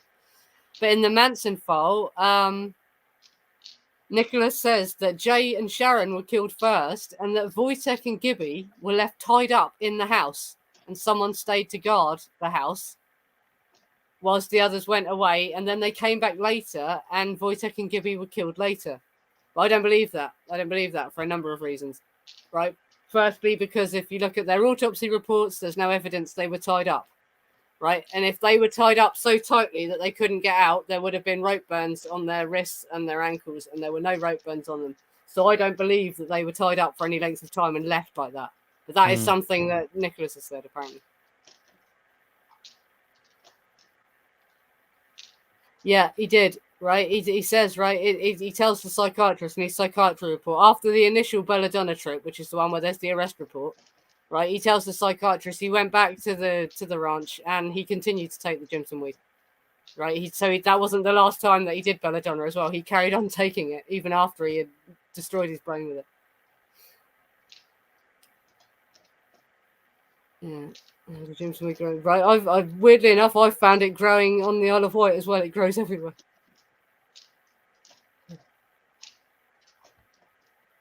No one takes belladonna frequently. Right, I am actually going to do a whole stream about belladonna, so I'll go into more detail about this. Yeah, but no, belladonna is a really, really dark trip.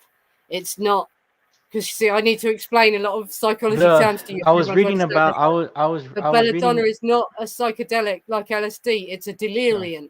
There's different categories of hallucinogens, right? On the next stream, I'm going to show you all the different categories of hallucinogens, so people can understand what belladonna is and how it's different to LSD. And right, it's different to LSD. Belladonna is a very, very dark and heavy trip, and apparently you actually feel like you're not even in the same place. Like you look out and you're seeing a completely different room to what you're sat in and stuff like that. That is how heavy the trip is. It is not a nice trip. It's not a trip that you do just for a laugh to party with your friends. It's a hard, weird, deep trip. And it was traditionally done for spiritual reasons. The Hopi Indians used to use it to go into, trances and try and communicate with the gods and stuff like that. It wasn't something that you just did for a laugh.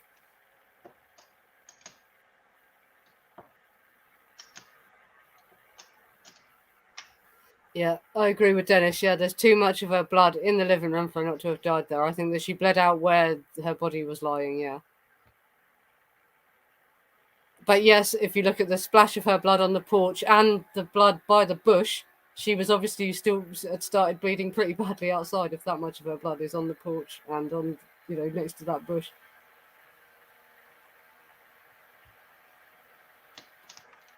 Yeah. It's crazy.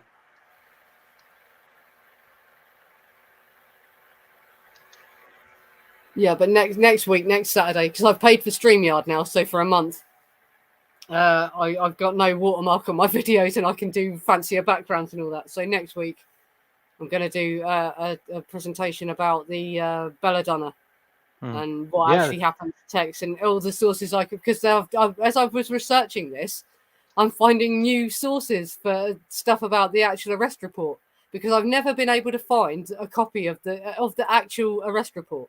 Yeah. Right. All you can find is people saying stuff from the arrest report.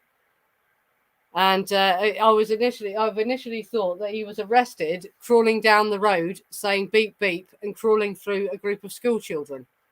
But I've now read somewhere else that he was arrested trying to get into a car. Yeah, and this is another point about belladonna, right? The category of plant that they are is nightshade. Jimson weed and belladonna are both nightshade. They're the nightshade family. So it's the same trip. So this is why it gets confusing, because it's called a belladonna trip. They constantly refer to it as Texas belladonna trip. But it probably wasn't actually belladonna that he ate. It was Jimson weed. But that is the same plant because it's from the nightshade family. It's still the same trip. And as I was researching this, I've also seen Jimson weed referred to as a tropa belladonna. So that is also another plant name for Jimson weed. Jimson weed is probably like a slang term that Americans use for it's like a colloquial term for where it is in America, But it's also referred to as a tropa belladonna. Cool. So I just need to go to the bathroom quickly. Can you keep everyone entertained for a minute? you talk to the chat while I'm just gonna go off what you were saying about belladonna. I mean, God, I can't imagine just. I mean, you'd have to go back to what is rumored how Tex was during the interview of what's been said about him being on the on the text tape, the official text tapes, where his lawyers had him tested, and I don't think he was even in the right at that moment, at the right state of mind to be in an interview, to be interrogated or interviewed about the murders, because his mind was shot. I don't know. It's kind of weird to think about. Should you get him to talk at this moment? Should you wait? Should you let his mind rest a little bit, heal up a little bit before you go into that interview or into that interrogation? Because he definitely wasn't in the right mind.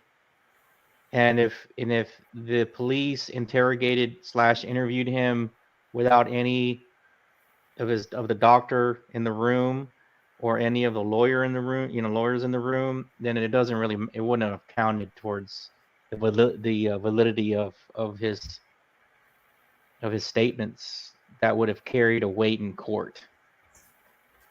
So I don't know.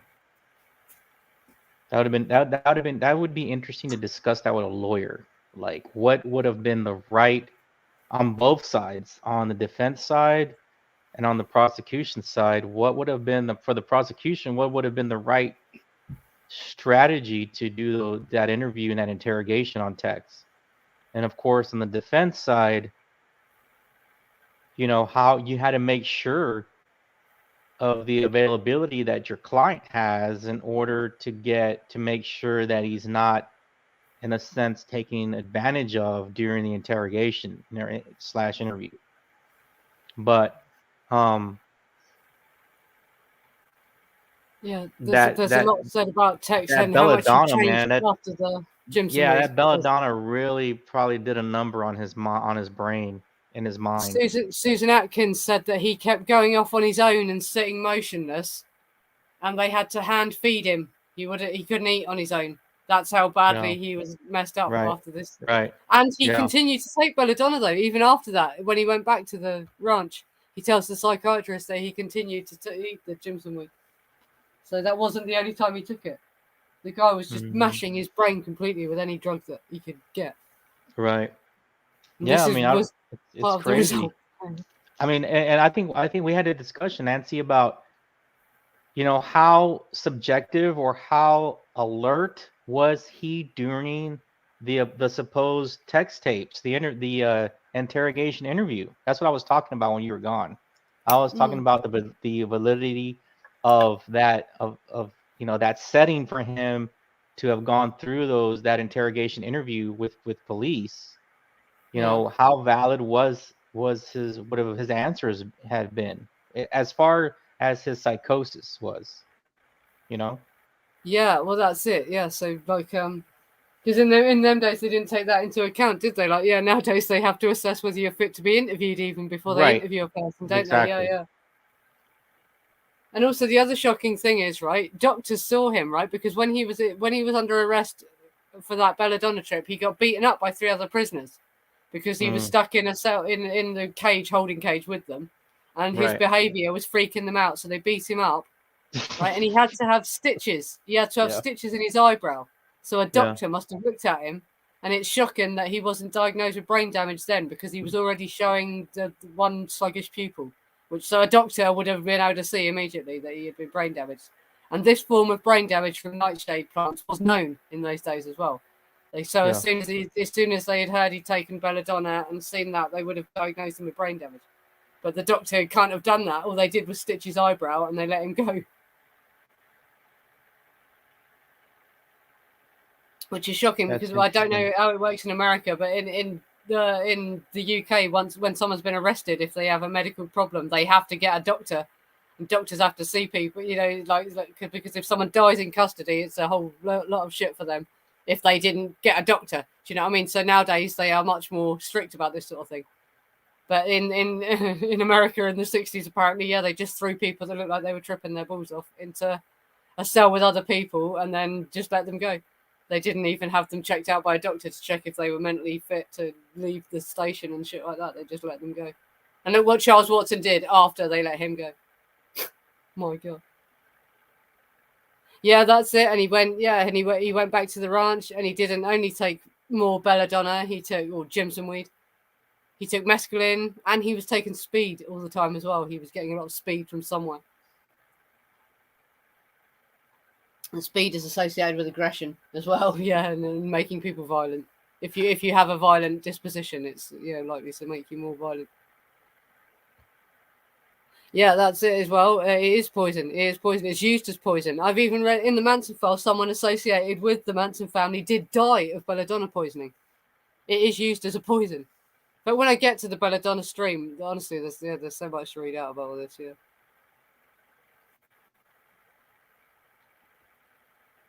No wonder Linda was driving. Because Tex drove on the way there, apparently, so they say, and then it was Linda that drove on the way home. Because Tex was so shot away by the end of it and acting so erratic. Yeah, you wouldn't want to let him drive. No, actually, sorry, no. The official narrative says, doesn't it, that Linda went to start the car and Tex shouted at her, "Don't do that! Don't you do anything before I tell you." And then he drove. Yeah, because this is the other crazy thing, right? They said when they're saying to him, because they threw away the black clothing as they were driving down the road. Yeah, you've heard this, right? They say that they're in the car and they all take off the black clothing they were wearing, which is bloodstained, because that ends up getting found in a valley by the road, doesn't it? The knives and the clothing gets found there by the press as well, doesn't it? Not even by the police. The press find it, right? But they throw out the black clothing. And when they're asking Tex in his psychiatry report, how did you take your pants off, right? Because he was driving, right? He's claiming he's driving. And he's telling them, yeah, we threw the stuff out the window. And they're saying to him, what? So how did you stop the car? And he says, no, I never stopped. That's wild. I know. Him, that's what? Yeah. So you got undressed, right? So you took your pants off and your shirt off without stopping the car. Yep. Never stop the car, right? Right. So right. They're saying to him, yeah. So it all sounds very dodgy. So that suggests maybe Tex wasn't really driving. Maybe he was lying about driving. That's wild to me. That's wild to me. But he denies that he even stopped the car because they Right. took off the black clothing and threw it out the window, right? So he reckons that he was still driving as he took his pants off, basically, and he's supposed to be absolutely tripping his face off, and he didn't crash the car or anything like that. Exactly. I don't see how he was driving. To me, yeah. I don't know. That's crazy to me. Sometimes you have to think of the littlest things in this case and the simplest things that make sense. You know what I mean? This is another thing wrong, Connie. It shows that this wasn't really a mission. Because we're led to believe that Charles Manson orchestrated all this and he picked out the individuals who would go. Excuse me, sorry, I've got a cold. That's why I'm coughing so horribly. But the fact that Linda, someone who's only been there for a month, shows that these weren't like specially picked soldiers that Charles Manson groomed and chose for this job. It shows it was just, Linda went because they had ripped her off for the MDA. She was involved in the MDA deal. It wasn't because they were picked by Charles Manson or whatever. Yeah. That's what it was all about.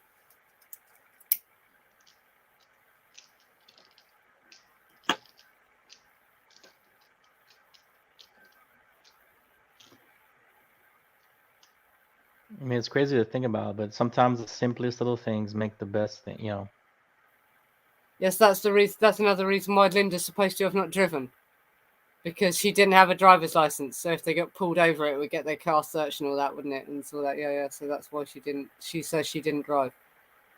So maybe that's why Tex tried to cover for her by saying that he drove, because Linda actually drove without a driving license. But why would that bloody matter in terms of the fact you're being all tried for murder? It's like, yeah, that seems like a weird thing to lie about, doesn't it? Just for that reason. So God knows who was actually driving. But yeah, one day when I finally get to doing the psychiatry report presentation, I'll show you what Tex says about how he took his clothes off while he's still driving and all this. And but they're questioning him about it, and they're saying, "What? So you didn't stop the car when you threw it out?" When you were throwing stuff out, and as you took your clothes off, you go, "No, the car never stopped. It was all just thrown out the window as we were going."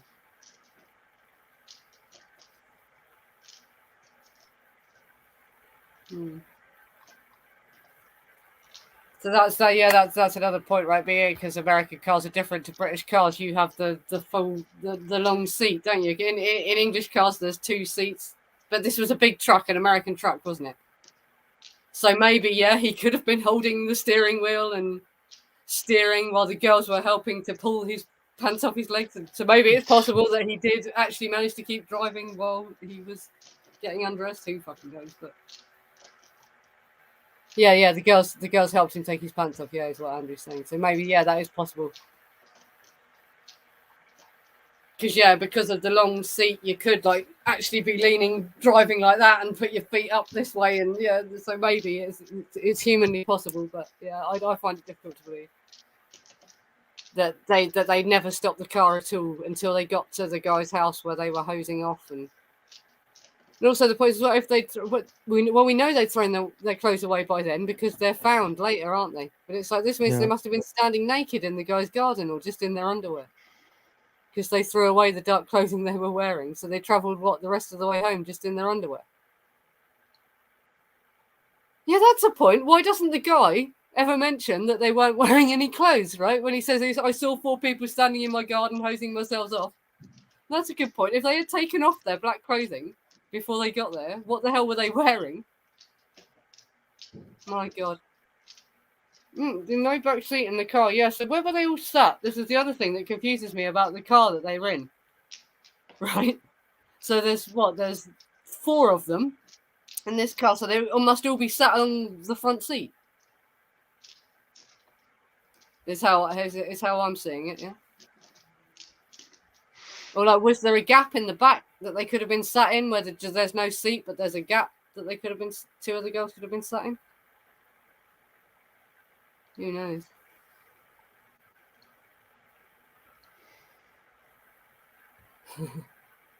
Well, Andrew Bryant reckons he's taken his pants off while driving. Yeah, I don't know. Yeah, but you probably have been were you sane at the doing time? it. That's the thing. Yeah. You weren't messed up. Yeah.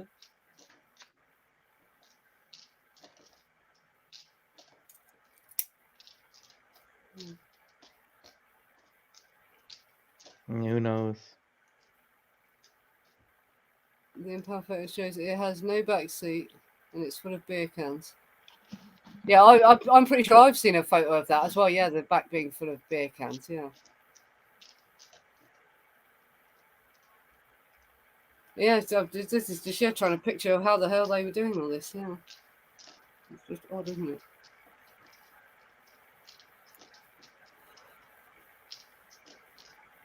Right, anything else for people to bring up? Because we have been going for a long time now. I should go to bloody bed. It's only 5 o'clock. Yeah, no, I'm good. I mean, if you want to, well, nearly 3 hours we've been going, and we've kept talking the whole time. Saying if you want to go, that's great. Yeah. Yeah, I think we should just about end it now. But yeah, guys, next week at the same time. So this is 8 p.m. Central Time. I'm going to go live, and I've already got it mainly planned, but this will give me a bit more time to do a bit more research. But I'm going to do a presentation all about the belladonna, and as part of that, I'm going to explain some stuff about hallucinogens, so that people can understand where I'm coming from when I'm talking about all the different hallucinogens and the different effects it had on them, and it'll be interesting. I'd never heard that as well. Sadie cleaned the car before she went to bed after Cielo, because I'd heard that she went straight to Clem and got in bed with Clem.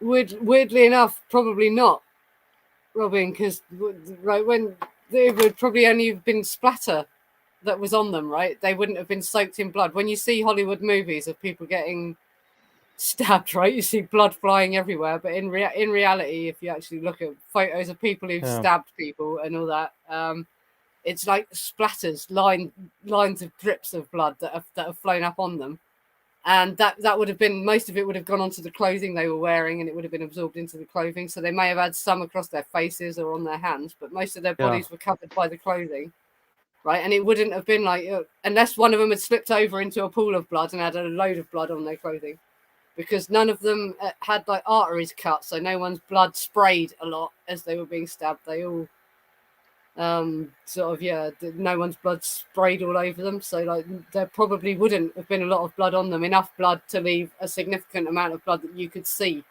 on the seats, if you get what I mean. Like if they'd had the forensic techniques we have nowadays, then they probably could have found traces of blood in the car. But no, there wouldn't have been like blood all over them enough to leave a significant amount that you could see all over the place. Maybe the odd smear from where they had blood on their hands and touched the car or something, but not a lot of blood, no. Yeah, and this is the other thing as well. Yeah, where did the blood run into the grass? Was there any?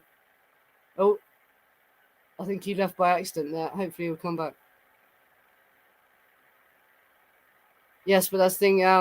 Wouldn't there have been blood where they rinsed off the blood? Wouldn't that? Yeah, because presumably they would have been rinsing it off and it would have landed on the grass, wouldn't it? But like I say, the amount of blood that they had on them wouldn't have been that extreme. Not as extreme as you'd think. you know. Right.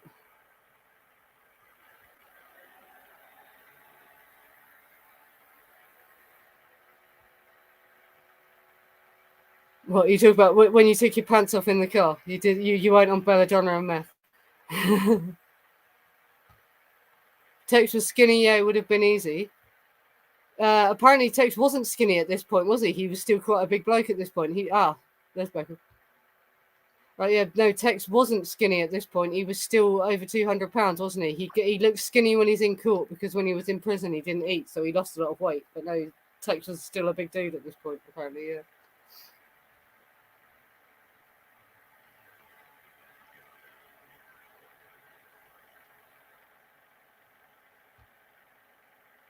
Yeah, belladonna is the kind of trip that you're supposed to do to communicate with gods and demons and entities and stuff like that. So, yeah, a lot of people that take belladonna do report seeing things talking to them, yeah. There's even a report, it's in the Manson file, I've seen it in other places as well. Charlie talks about going off on his own to a cemetery somewhere and doing Jimson weed and having a trip where he conversed with two demons. And he says it was a bad trip, yeah, but there's a whole trip report of it in the Manson file, and it's good. Well, thanks for having me on tonight, Nancy. Yeah, thanks for coming. Yeah, we've been going exactly 3 hours now, so now seems a good time to end it, right? But yeah, next week I'm going to talk about the belladonna and just talk generally more about psychedelics. Yeah, we'll have to have you on the podcast one of these nights. Come hang out. Yeah, I'll talk to you all in private, see what we're going to talk about, because yeah, what subject can I bring to the table, sort of thing. Yeah, but yeah, we'll talk about it. Yeah, I'd love to be on the podcast again, though. Yeah, and yeah, everyone, if you're not subscribed to the podcast channel or haven't looked at it yet, look at the podcast channel. If you're interested in the Manson case, that's literally you are the Manson Saga discussion panel, aren't you? That's what MSDP stands for. Yeah, yeah. You're discussing that channel is dedicated at the moment to just discussing Charles Manson, isn't it? I intend to one day discuss other true crime cases. That's why this is called True Crime and Moonshine. Right. But there's so much to discuss about the Charles Manson case. I'll probably still be talking about it for years. No, I hope stuff comes out to put the nail in the coffin and the truth comes out. I hope. And there's constantly new stuff being found as well, isn't there? You know, more and more documents are getting found. Yeah. I reckon people are dying unless their kids are going through their houses or whatever. They're finding boxes of belongings and it's loads of. Because who knows? Yeah. Or they can, you know, they're getting them through the Information Act stuff, you know. Yeah. Yeah, freedom of information. And there's that channel Michael's back. He finds he's actually holding the document in his hand. He's actually bought the document itself. It's not a PDF that he's got. Some of the documents, and he talks about how he bought them. Yeah, because there is a market in this stuff, isn't there? So yeah, I just put this on the screen about mescaline. Yeah, because someone's saying that when they were on mescaline, they could see the animals on the animal cracker box moving, laughing. It looked like so that's how powerful the hallucinations are. It looks like things are moving in the room that are not moving and stuff like that. Yeah, drugs like mescaline and belladonna are very, very heavy trips. But I'll go into this when we discuss the belladonna later. Anyway, yeah, so tune in next week about the same time. It'll be 8 p.m. Central Time, American time. And 2 a.m. UK time. If anyone from the UK is here still, probably not, because it's 5 past. No, 3 minutes past 5 in the morning, so the English people are probably asleep. I'm the only one mad enough to still be awake. Okay, yeah. I'll end the show now then, yeah. Thanks for coming, everyone. And yeah, come back next week if you're interested in hearing about the belladonna. Thank you, guys. Thank you. Everybody have a good night. Yeah, bye.